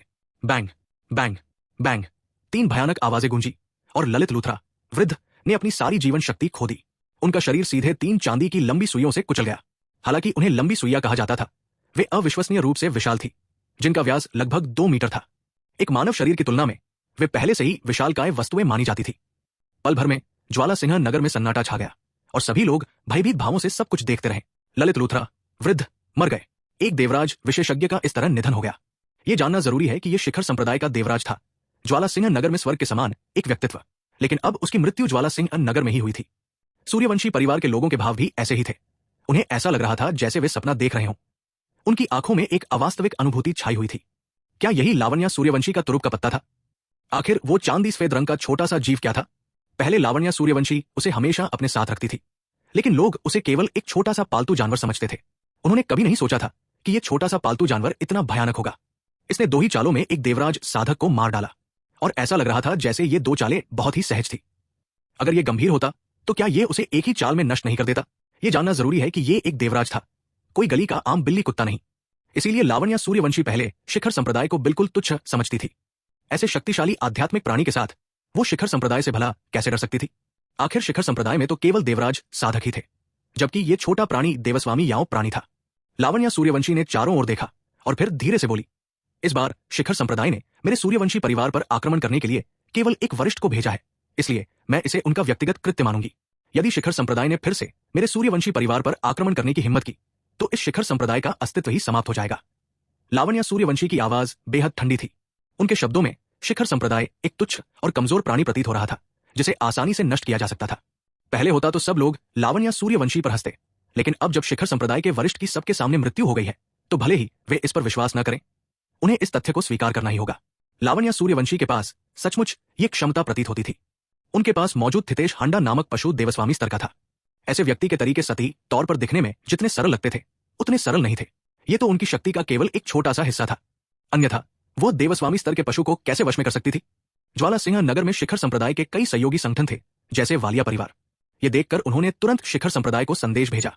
कई लोगों के चेहरे अत्यंत गंभीर थे। एक पहाड़ पर दो बाघ नहीं टिक सकते, ये बात सभी समझते थे। सूर्यवंशी परिवार ज्वाला सिंह नगर में मजबूती से स्थापित था और भविष्य में उनका विस्तार होना तय था। चूंकि सूर्यवंशी परिवार की शक्ति शिखर संप्रदाय से कहीं अधिक थी, इसलिए केवल दो ही संभावनाएं थी, या तो एक बाघ त्याग देगा या आत्मसमर्पण कर देगा, या उनमें से एक की मृत्यु हो जाएगी। और सबसे पहले परिवर्तन ज्वाला सिंह नगर में ही होगा। ज्वाला सिंह नगर के अधिकांश बलों के लिए यही उनके अस्तित्व का निर्णायक प्रश्न था, क्योंकि उन्हें एक पक्ष चुनना था। पहले वे शिखर संप्रदाय के साथ थे। उस समय ज्वाला सिंह नगर के सातों परिवार सख्ती से कहें तो शिखर संप्रदाय के अधीन माने जाते थे, लेकिन वालिया परिवार को छोड़कर उनकी शक्ति बहुत कम होने के कारण अन्य बलों को लगभग नजरअंदाज कर दिया जाता था। अब जब सूर्यवंशी परिवार का उदय हुआ था तो उन्हें यह चुनना था कि वे शिखर संप्रदाय का साथ देते रहें या सूर्यवंशी परिवार का। वास्तव में चुनाव बहुत स्पष्ट था, और वो था सूर्यवंशी परिवार, क्योंकि सूर्यवंशी परिवार की शक्ति अधिक थी। कम से कम शिखर संप्रदाय के पास कोई देवस्वामी साधक नहीं था। लेकिन अब यह परिवर्तन इतनी तेजी से आया था कि सभी को इसकी आदत नहीं पड़ रही थी। लावण्या सूर्यवंशी अधिक कुछ कहने में आलस कर रही थी। सूर्यवंशी परिवार के उत्थान के लिए सत्ता स्थापित करना आवश्यक था, और इससे भविष्य में सूर्यवंशी परिवार के कार्यों में सुविधा भी होगी। उनका सूर्यवंशी परिवार को सक्रिय रूप से विकसित करने का कोई इरादा नहीं था। साधकों की आयु लंबी होती है, विशेषकर अमर क्षेत्र के साधकों की। उन्हें केवल सूर्यवंशी परिवार के विकास की रक्षा करनी थी, जो अर्जुन सूर्यवंशी के विचार से मेल खाती थी। लावण्या सूर्यवंशी के जाने के तुरंत बाद चाहे सूर्यवंशी परिवार हो या ज्वाला सिन्हा नगर के लोग, कोई भी सदमे से उबर नहीं पाया था। सूर्यवंशी परिवार में बहुत कम लोग लावण्या सूर्यवंशी की स्थिति को समझ पाए थे। केवल उमेशन फेंग, हरिओम सूर्यवंशी और यामिनी सूर्यवंशी ही समझ पाए थे। इनके अलावा भानु प्रताप सूर्यवंशी और अन्य लोग भी कुछ नहीं समझ पाए, केवल कुछ अनुमान ही लगा पाए। हालांकि बाकी लोग लावण्या सूर्यवंशी की स्थिति के बारे में लगभग पूरी तरह से अनजान थे। वे केवल उन्हें एक प्रतिभाशाली व्यक्ति मानते थे, लेकिन किसी ने भी लावण्या सूर्यवंशी के इतने भयानक होने की उम्मीद नहीं की थी। 508 सूर्यवंशी परिवार की प्रतिष्ठा में सुधार हुआ। कुछ देर की खामोशी के बाद सूर्यवंशी परिवार के सभी सदस्यों के चेहरे पर खुशी का भाव था। क्या लावण्या सूर्यवंशी की इतनी शक्ति का अर्थ यह था कि सूर्यवंशी परिवार अब ज्वाला सिंह नगर का सबसे निचला परिवार नहीं, बल्कि सर्वोच्च परिवार बन जाएगा? सूर्यवंशी परिवार मूल रूप से एक सामूहिक संस्था थी, और उस सामूहिक संस्था के एक भाग के रूप में लावण्या सूर्यवंशी के पास अब इतनी अपार शक्ति थी, जिससे स्वाभाविक रूप से पूरे सामूहिक परिवार को अनगिनत लाभ प्राप्त होंगे। पल भर में लावण्या सूर्यवंशी का रूप भव्य दिखने लगा। सूर्यवंशी परिवार के पर्वत के पीछे अर्जुन सूर्यवंशी की आंखों में भी आश्चर्य का भाव था। उन्होंने पहले कभी लावण्या सूर्यवंशी के बगल में मौजूद छोटे से जीव पर ध्यान नहीं दिया था, लेकिन अब करीब से देखने पर उन्हें पता चला कि वो वास्तव में एक यिंग ड्रैगन था। यिंग ड्रैगन ड्रैगन कुल के प्रथम श्रेणी के प्राणियों में से एक था, जो 9 पंजे वाले स्वर्ण ड्रैगन और मोमबत्ती ड्रैगन के समान श्रेणी का था। हालांकि अमरलोक में पहले ऐसे प्राणी अस्तित्व में नहीं थे, और अर्जुन सूर्यवंशी ने यिंग ड्रैगन को केवल इसलिए पहचाना क्योंकि उन्होंने एक बार आदिम युग का दौरा किया था और यिंग ड्रैगन का रूप और उसकी ऊर्जा देखी थी। तभी उन्होंने लावण्या सूर्यवंशी के छोटे से जीव की पहचान और उत्पत्ति का अनुमान लगाया। अर्जुन सूर्यवंशी कुछ हद तक हैरान थे। असंख्य लोगों की दाव शक्ति उस समय अमरलोक के समान थी, शायद थोड़ी अधिक गहरी, लेकिन फिर भी इससे यिंग ड्रैगन का अस्तित्व संभव नहीं होना चाहिए था, है ना? और ये लावण्या सूर्यवंशी द्वारा प्राप्त किया गया था। वे अपना सिर हिलाए बिना नहीं रह सके। इतने सारे कारकों के साथ सब कुछ उनके नियंत्रण में कैसे हो सकता है? वर्तमान असंख्य लोक अतीत के अमरलोक से भिन्न था। अमरलोक में मानव जाति को लगभग सर्वत्र सम्मान प्राप्त था, और याओ राक्षस और दिव्य राक्षस अत्यंत दुर्लभ थे। हालांकि असंख्य लोगों की स्थिति अलग थी। वहां दिव्य राक्षस जाति अविश्वसनीय रूप से शक्तिशाली थी और मानव जाति से मुकाबला करने की क्षमता रखती थी। रोका पर्वत श्रृंखला की तरह इसका क्षेत्र भी विशाल था, और इसमें कई देवराज स्तर के महान याओ राक्षस थे। इसलिए शिखर संप्रदाय भी रोका पर्वत श्रृंखला पर आसानी से आक्रमण करने का साहस नहीं करता था। अमरलोक में मनुष्यों और याओं के बीच शक्ति का अंतर अपेक्षाकृत अधिक था, और इसका मूल कारण शीर्ष स्तर के शक्तिशाली राक्षसों में भारी असमानता थी। अब जब असंख्य लोगों की असुर जाति मानव जाति से मुकाबला कर सकती है, तो यह निश्चित रूप से इसलिए है क्योंकि वहां पर्याप्त संख्या में शीर्ष स्तर के शक्तिशाली राक्षस मौजूद है, जो चिंतन करने पर तर्कसंगत प्रतीत होता है। लेकिन अर्जुन सूर्यवंशी अभी भी कुछ हद तक भ्रमित थे। ये तो एक यिंग ड्रैगन था। उनके दृष्टिकोण से लावण्या सूर्यवंशी की पिछली जन्म में साधना का स्तर देव सम्राट और अधिपति बनने से कुछ कम या अधिक से अधिक अधिपति के प्रारंभिक चरण के बीच था। लेकिन यिंग ड्रैगन किस वंश का था? वो मानव जाति में सहज दांव शरीर स्तर के बराबर था। ये एक भयानक दिव्य प्राणी था जो भविष्य में निश्चित रूप से प्राचीन देव स्तर तक पहुंच जाएगा। एक साधक जिसने अभी तक वर्जित स्तर भी प्राप्त नहीं किया है, ऐसे दिव्य प्राणी को कैसे वश में कर सकता है? यह जानना आवश्यक है कि दिव्य प्राणियों में ड्रैगन वंश सबसे अभिमानी होता है। पूर्ण शक्ति के बिना उन्हें वश में करना लगभग असंभव है। वर्तमान में लावण्या सूर्यवंशी की शक्ति यिंग ड्रैगन को वश में करने के लिए पर्याप्त नहीं थी। अर्जुन सूर्यवंशी की आंखों में संदेह की एक झलक दिखाई दी। ऐसा प्रतीत हुआ कि लावण्या सूर्यवंशी भाग्य के मामले में भी असाधारण थी। अचानक उनके मन में एक प्रश्न आया, लावण्या सूर्यवंशी का भाग्य इतना असाधारण है तो क्या वह अंततः माप के आत्मा पत्थर के भीतर की स्थिति का पता लगा लेंगी और फिर उसमें निहित अंतरिक्ष के महान दावों को प्राप्त कर लेंगी? अर्जुन सूर्यवंशी की आंखें धीरे धीरे गहरी हो गई। उनके मन में एक बहुत महत्वपूर्ण बात आई जिस पर उन्होंने पहले कभी विचार नहीं किया था। प्रबल भाग्य वाले लोगों के पीछे दांव आत्माएं होती है जो उन्हें नियंत्रित करती है। ऐसे लोगों के पास आमतौर पर उपाधियां होती है, जैसे भाग्य का पुत्र, दांव प्रवक्ता आदि। दांव की इच्छा से वे आसानी से प्रभावित हो जाते हैं। तो क्या वह भी उजागर हो जाएंगे? यह संभावना पूरी तरह से नकारी नहीं जा सकती थी। लेकिन क्या इससे कोई फर्क पड़ता है? वास्तव में इससे कोई फर्क नहीं पड़ता। इस दुनिया में उनकी एकमात्र चिंता त्रिलोक थी, क्योंकि एक बार उनकी मृत्यु हो जाने पर उनका पुनर्जन्म लगभग निश्चित रूप से असंभव होगा। अर्जुन सूर्यवंशी को अचानक संकट का आभास हुआ। वो उठे और त्रिलोक के आंगन के बाहर चले गए। त्रिलोक ने तुरंत कुछ महसूस किया और जल्दी से उठकर दरवाजे पर आकर अर्जुन सूर्यवंशी को आदरपूर्वक प्रणाम किया। प्रणाम युवा स्वामी, अर्जुन सूर्यवंशी ने सीधे और निर्णायक स्वर में कहा। मुझे अपने सार रक्त की एक बूंद दो। सार रक्त? त्रिलोक थोड़ा स्तब्ध रह गया। उसे समझ नहीं आया कि अर्जुन सूर्यवंशी को उसके सार रक्त की आवश्यकता क्यों है। साधकों के लिए सार रक्त अत्यंत महत्वपूर्ण होता है। यदि ये किसी और के हाथ लग जाए तो इससे उन्हें गंभीर हानि हो सकती है। इसके अलावा सार रक्त को शुद्ध करना भी बहुत ऊर्जा खपत करने वाला कार्य है। हालांकि त्रिलोक ने ज्यादा संकोच नहीं किया। उसने बिना कुछ कहे तुरंत इसे संघनित करना शुरू कर दिया। जल्द ही उसके हाथ में अतुलनीय रूप से शुद्ध सार रक्त की एक बूंद प्रकट हुई। त्रिलोक का चेहरा कुछ कमजोर लग रहा था, जिससे स्पष्ट था कि एक बूंद सार रक्त को संघनित करना भी उसके लिए अभी कुछ कठिन था। अर्जुन सूर्यवंशी ने उसे सीधे एक स्थानिक वलय फेंका और फिर जाने के लिए मुड़ गए। इस सार रक्त को प्राप्त करने का उद्देश्य बहुत सरल था, त्रिलोक की सुरक्षा करना। यदि उसका शरीर नष्ट हो जाता है तो जब तक ये सार रक्त शेष रहेगा, अर्जुन सूर्यवंशी उसे पुनर्जीवित कर सकते हैं। उन्होंने इस सार रक्त को सीधे सिस्टम के थैले में रख दिया। सिस्टम के थैले में एक असाधारण विशेषता थी, जिसके अनुसार उसमें रखी वस्तुएं हमेशा उसी अवस्था में बनी रहती थी, जिससे उनका स्थायी संरक्षण सुनिश्चित होता था। हालांकि इसकी एक खामी यह थी कि इसमें जीवित प्राणियों को नहीं रखा जा सकता था, अन्यथा वे तुरंत मर जाते। यदि किसी जीवित व्यक्ति को इसमें रखा जाता तो रखने के क्षण से ही उसे मृत मान लिया जाता, केवल उसका भौतिक शरीर ही सुरक्षित रहता। अर्जुन सूर्यवंशी ने इसका पहले ही परीक्षण कर लिया था। त्रिलोक के सार रक्त से युक्त होने के कारण अर्जुन सूर्यवंशी को अब किसी बात की चिंता नहीं थी।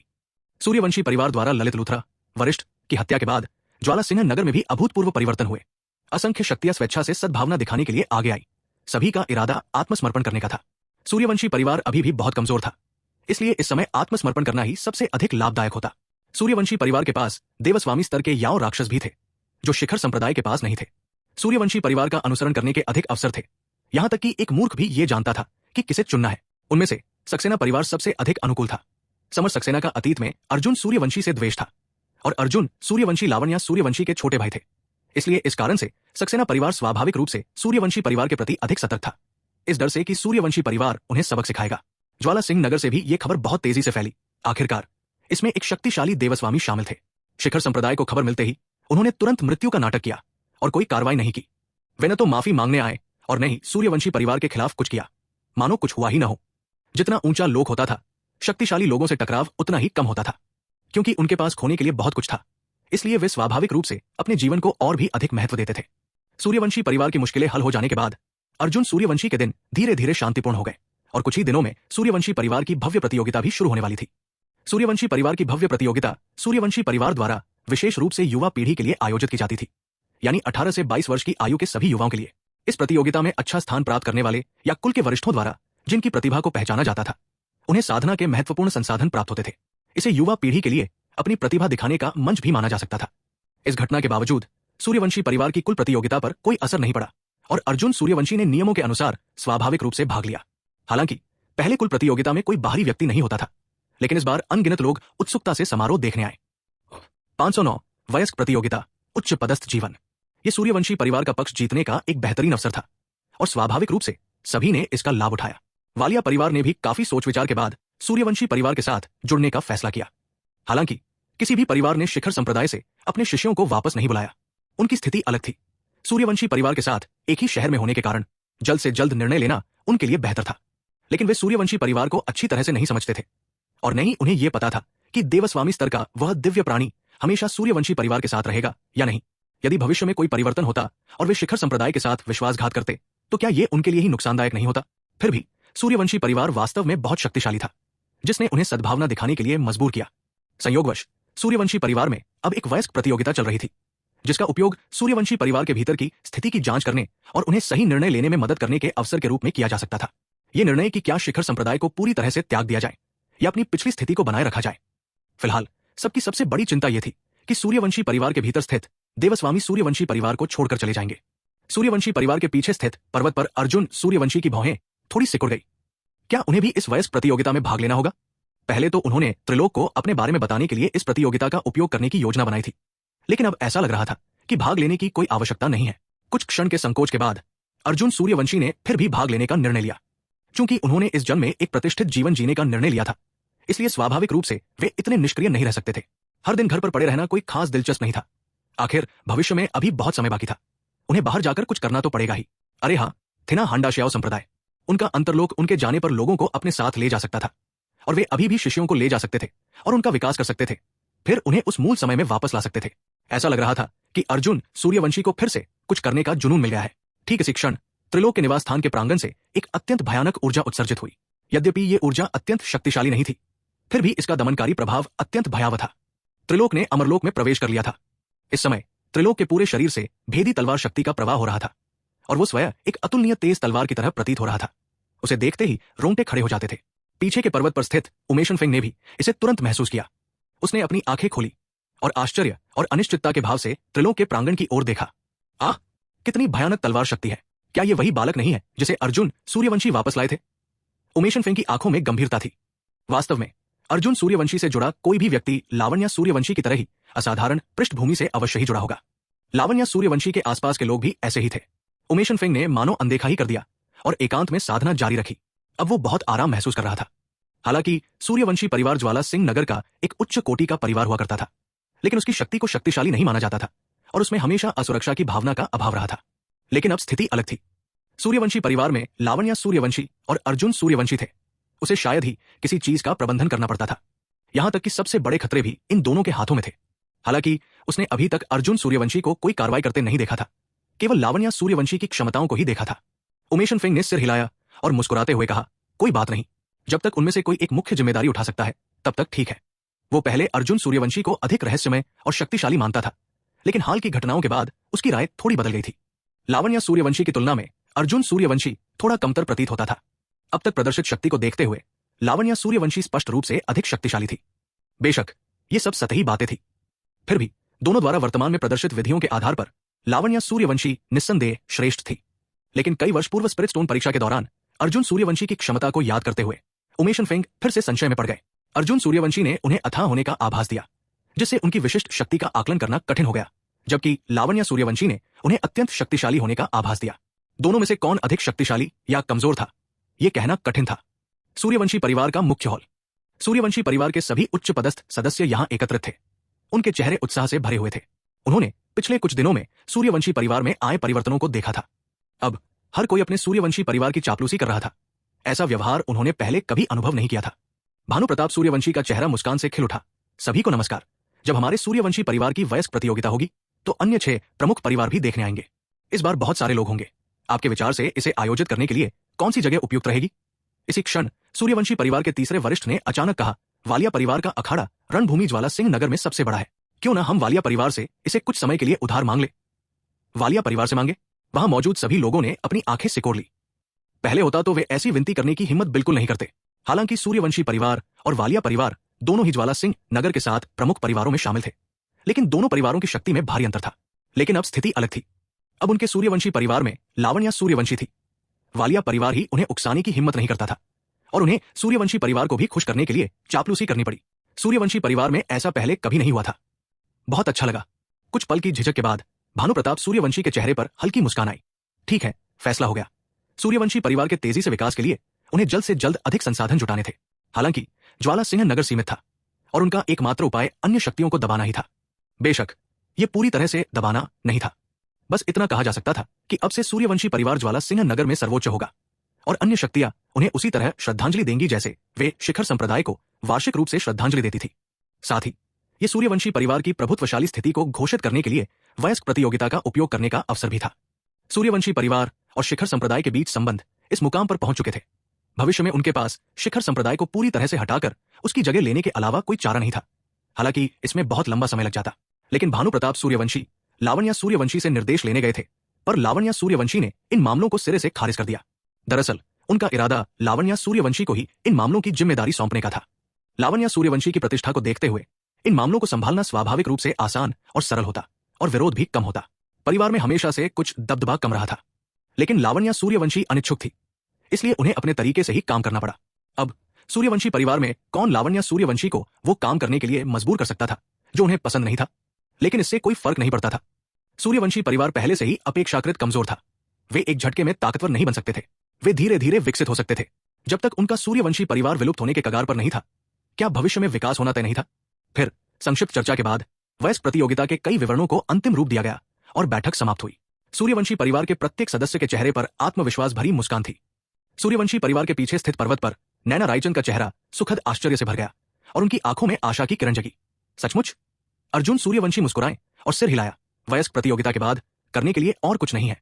अब घूमने फिरने और खोजबीन करने का समय है। हम तब रोका पर्वत श्रृंखला भी जा सकते हैं। नैना रायचंद का चेहरा और भी अधिक प्रसन्न हो गया और वे बेहद खुश हो गई। हालांकि रोका पर्वत श्रृंखला लौटने की उनकी इच्छा अब उतनी तीव्र नहीं थी, फिर भी वे इतने लंबे समय से घर नहीं गई थी और उन्हें अपने परिवार के सदस्यों की याद सता रही थी।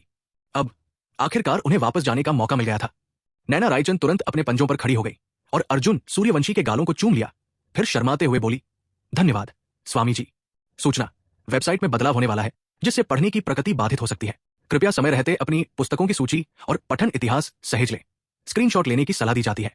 असुविधा के लिए क्षमा चाहते हैं। 510। अब समय आ गया है कि उन्हें पता चले कि उनकी बहन कौन है। अब नैना रायचंद अर्जुन सूर्यवंशी को चाहे जैसे भी देखें, उन्हें केवल उनकी सुंदरता ही नजर आती है। उन्हें लगता था कि उनके स्वामी बहुत अच्छे हैं। वे विचारशील और कोमल दोनों थे।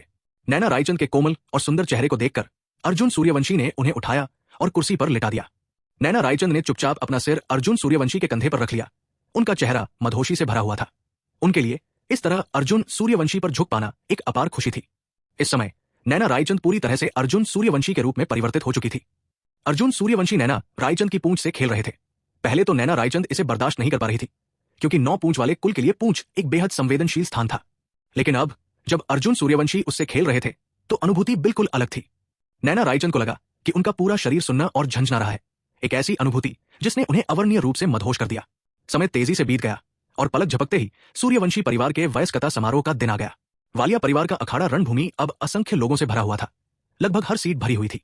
यह जानना जरूरी है कि वालिया परिवार के अखाड़े रणभूमि में लगभग 1 लाख लोगों के बैठने की क्षमता थी। ज्वाला सिंह नगर के लगभग सभी प्रभावशाली लोग आए हुए थे। ये सभी लोग इस वयस्कता समारोह का उपयोग सूर्यवंशी परिवार की विशिष्ट स्थिति को समझने के लिए करना चाहते थे। अखाड़े रणभूमि में सर्वोच्च स्थान पर सूर्यवंशी परिवार और अन्य 6 प्रमुख परिवारों के लोग थे। यद्यपि सूर्यवंशी परिवार में अब लावण्या सूर्यवंशी भी थी। भानुप्रताप सूर्यवंशी अत्यधिक अहंकारी नहीं थे और वास्तव में स्वयं को स्वामी नहीं मानते थे। भोजन धीरे धीरे खाना चाहिए। यदि विभिन्न परिवारों के लिए एक साथ सब कुछ स्वीकार करना कठिन होता तो यह सूर्यवंशी परिवार के लिए हानिकारक होता। इसलिए निरंतर प्रवाह ही सर्वोत्तम तरीका था। पहले 6 प्रमुख परिवारों में से कुछ लोगों को अपने पक्ष में करना, फिर धीरे धीरे अपना प्रभाव बढ़ाना और अंत में पूरे ज्वाला सिंह नगर को एक झटके में निगल जाना। यह उसी प्रकार था जब उन्होंने सूर्यवंशी परिवार के मुखिया का पद संभाला था। अपने कार्यों के माध्यम से सूर्यवंशी परिवार की अधिकांश शक्ति उनके हाथों में थी। हरिओम सूर्यवंशी द्वारा परिवार के मुखिया का पद छोड़ने की पूर्व संध्या पर वे लगभग नाम मात्र के नेता थे और परिवार के मुखिया का पद उन्हें देर सवेर मिलना ही था। अब वे इसी विधि का उपयोग करके धीरे धीरे पूरे ज्वाला सिंह नगर को अपने अधीन कर सकते थे। भानुप्रताप सूर्यवंशी के होंठ हल्के से ऊपर की ओर मुड़े। हालांकि उनकी योग्यता सर्वोच्च स्तर की नहीं थी, फिर भी उन्हें इस मामले में कुछ हद तक आत्मविश्वास था। भले ही लावण्या सूर्यवंशी कोई कदम न उठाती, उनका सूर्यवंशी परिवार में होना ही काफी था। इस समय 7 कुल प्रमुख एक साथ बैठे थे। वालिया परिवार के प्रमुख वांग यूं हंसे। भाई सूर्यवंशी परिवार की शक्ति इतनी जबरदस्त है, आपने इस भाई को बहुत लंबे समय तक अंधेरे में रखा है। अरे, अन्य 5 प्रमुख परिवार तुरंत वांग यून की ओर देखने लगे। वे सभी थोड़े अचंभित थे, क्योंकि वांग यून शक्तिशाली थे और उम्र के हिसाब से वे भानु प्रताप सूर्यवंशी की उम्र से लगभग 3 गुना अधिक थे। फिर भी उन्होंने सीधे खुद को भाई कहा। क्या यह इतना अपमानजनक था? वास्तव में वालिया परिवार के उत्थान का एक कारण था। बस उनकी ये बेशर्मी दूसरों को यह महसूस कराती थी कि वे उनके सामने टिक भी नहीं सकते, वे सचमुच उनकी बराबरी नहीं कर सकते थे। यह देखकर अन्य कुल प्रमुखों ने भी तुरंत कहा, बिल्कुल, अगर हमें सूर्यवंशी परिवार की इतनी शक्ति का पता होता तो हम सूर्यवंशी परिवार के साथ और अधिक संपर्क कर सकते थे। भानु प्रताप सूर्यवंशी ने भी विनम्रता से कहा, बिल्कुल नहीं, बिल्कुल नहीं। मेरे सूर्यवंशी परिवार को अभी भी कई क्षेत्रों में आप सभी से सीखने की आवश्यकता है। अति विनम्रता, कुछ ज्यादा ही विनम्रता। वांग यून ने तुरंत मुस्कुराते हुए कहा, भाई आप जो कह रहे हैं वो कुछ ज्यादा ही विनम्रता है। हमें सूर्यवंशी परिवार से सीखने की जरूरत है, और इसके अलावा चूंकि हम भविष्य में ज्वाला सिंह नगर में एक साथ होंगे, इसलिए मेरे वालिया परिवार को सूर्यवंशी परिवार पर बहुत अधिक निर्भर रहना होगा। अगर सूर्यवंशी परिवार हमसे सीखेगा तो क्या भविष्य में सूर्यवंशी परिवार से मदद मांगना मुश्किल नहीं होगा? यह कहना ही होगा कि वांग यून की बातों से भानु प्रताप सूर्यवंशी भी बहुत सहज महसूस करने लगे। भानु प्रताप सूर्यवंशी ने वांग यून को ध्यान से देखा। वालिया परिवार के इस मुखिया में वाकई कुछ खास बात थी। कभी कभी किसी व्यक्ति के व्यक्तित्व का अंदाजा उसके शब्दों से लगाया जा सकता है। वांग यून के कुछ वाक्यों ने उन्हें ऐसा महसूस कराया मानो वो सचमुच उनका छोटा भाई हो। ऐसी सोच और साधन बिल्कुल असाधारण थे। सहमति की आवाजें लगातार गूंज रही थी और 6 प्रमुख परिवारों के चेहरे चापलूसी से भरते जा रहे थे। यह कहना गलत नहीं होगा कि भानु प्रताप सूर्यवंशी लोगों को प्रभावित करने में माहिर थे। उन्होंने जल्दी विभिन्न कुल प्रमुखों को एक दूसरे से होड़ करने के लिए उकसा दिया। अखाड़े रणभूमि में भी लगातार चर्चाएं चल रही थी। सूर्यवंशी परिवार की युवावस्था प्रतियोगिता, इसके बारे में मैंने पहली बार सुना है। मुझे कभी पता ही नहीं था कि सूर्यवंशी परिवार में ऐसा कोई आयोजन होता है। मैंने भी अभी अभी सुना है। जब आप शक्तिशाली होते हैं तो बात ही अलग होती है। युवावस्था प्रतियोगिता पर भी इतना ध्यान जाता है, लेकिन सूर्यवंशी परिवार में कोई युवा प्रतिभावान तो नहीं दिखते, है ना? ऐसा नहीं है। मैंने सुना है कि उस दिन शिखर संप्रदाय का सीधे सामना करने वाली महिला सूर्यवंशी परिवार की कनिष्ठ सदस्य है और अभी उसकी उम्र केवल 18 वर्ष है। सूर्यवंशी परिवार इतना शांत स्वभाव का है, मुझे लगता है कि युवा पीढ़ी की शक्ति का अंदाजा लगाना मुश्किल है। किसी ने गंभीर भाव से कहा। सूर्यवंशी परिवार के पास इतनी शक्ति थी, लेकिन उन्होंने शांत रहना चुना, जिसका अर्थ था कि सूर्यवंशी परिवार के बारे में पहले से बनी सभी धारणाओं को पलटना होगा। शायद सूर्यवंशी परिवार के कनिष्ठ सदस्य भी बेहद प्रभावशाली हों। सूर्यवंशी परिवार के बारे में मेरी समझ के अनुसार उनका सबसे प्रतिभाशाली सदस्य अभय सूर्यवंशी हो सकता है। मुझे बाकी सदस्यों के बारे में लगभग कुछ नहीं पता, लेकिन अभी इस बारे में कुछ कहना मुश्किल है। शिखर संप्रदाय के दायरे में लगभग 20 वर्ष की आयु में आकाशदेव लोक तक पहुंचना एक अच्छी योग्यता, एक प्रतिभा माना जाता था। अभय सूर्यवंशी वर्तमान में केवल आकाशदेव मध्य स्तर पर थे, इसलिए ज्वाला सिंह नगर में उनकी प्रतिष्ठा सीमित थी। 20 वर्ष की आयु में सत्यदेव लोक तक पहुंचना एक सच्ची प्रतिभा थी। शिखर संप्रदाय में भी ऐसे कुछ ही लोग थे। प्रमुख शक्तियों के कुछ शिष्य, जिन्हें कम उम्र से ही बहुत उदारतापूर्वक संसाधन उपलब्ध कराए गए थे, उनकी क्षमता और भी अधिक थी। वे 20 वर्ष की आयु में ही गुरुदेव लोक तक पहुंच सकते थे। ये उनके सूर्यवंशी परिवार में वरिष्ठ स्तर माना जाता था। सूर्यवंशी परिवार की भव्य प्रतियोगिता शीघ्र ही शुरू हुई, जिसमें लगभग 40 लोगों ने भाग लिया। 6 कुल प्रमुखों ने भी बोलना बंद कर दिया। वे सभी सूर्यवंशी परिवार के उन कनिष्ठों के समूह को प्रश्नवाचक दृष्टि से देख रहे थे, जो वयस्कता की भव्य प्रतियोगिता में भाग लेने वाले थे। सूर्यवंशी परिवार के पास इतने शक्तिशाली साधन थे। ये जूनियर्स इतने बुरे तो नहीं हो सकते, है ना? इस पल अनगिनत लोगों के चेहरे के भाव एकदम बदल गए। सूर्यवंशी परिवार के जूनियर्स के बीच लावण्या सूर्यवंशी को देखकर कई अनजान लोगों को तुरंत एहसास हुआ कि वो भी सूर्यवंशी परिवार की जूनियर है। क्या इसका मतलब ये नहीं है कि ये व्यक्ति बहुत छोटी है? उफ! कई लोग चौंक गए और सूर्यवंशी परिवार सबकी नजरों में और भी रहस्यमय हो गया। भीड़ में लावण्या सूर्यवंशी ने अर्जुन सूर्यवंशी की ओर मुस्कुराते हुए देखा। छोटे भाई, इस बार हमें मुकाबला करना पड़ सकता है। उनके अनुमान के अनुसार फाइनल में निश्चित रूप से वो और अर्जुन सूर्यवंशी ही होंगे। सूर्यवंशी परिवार में सबसे मजबूत अभय सूर्यवंशी थे, लेकिन वो लावण्या के एक भी वार को रोक नहीं पाए। अर्जुन सूर्यवंशी भी मुस्कुराए और सिर हिलाते हुए बोले, चिंता मत करो, मैं तुम्हारे साथ नरमी बरतूंगा। लावण्या सूर्यवंशी को अर्जुन सूर्यवंशी के इतने आत्मविश्वास की उम्मीद नहीं थी। वो अब सत्यदेव मध्य अवस्था में थी, जबकि अर्जुन सूर्यवंशी केवल भूदेव स्तर पर थे। अपने पिछले जन्म में वो देव सम्राट शिखर पर थी, इसलिए उनमें अभी भी पूरा आत्मविश्वास था। उनकी वर्तमान शक्ति एक हुनकोर स्वर्ण देव को भी आसानी से हरा सकती थी। यदि वो अपनी पूरी ताकत लगा दें तो शायद वो एक देवराज से भी लड़ सकती थी। अर्जुन सूर्यवंशी की तो बात ही छोड़िए, जो केवल भूदेव स्तर पर थे।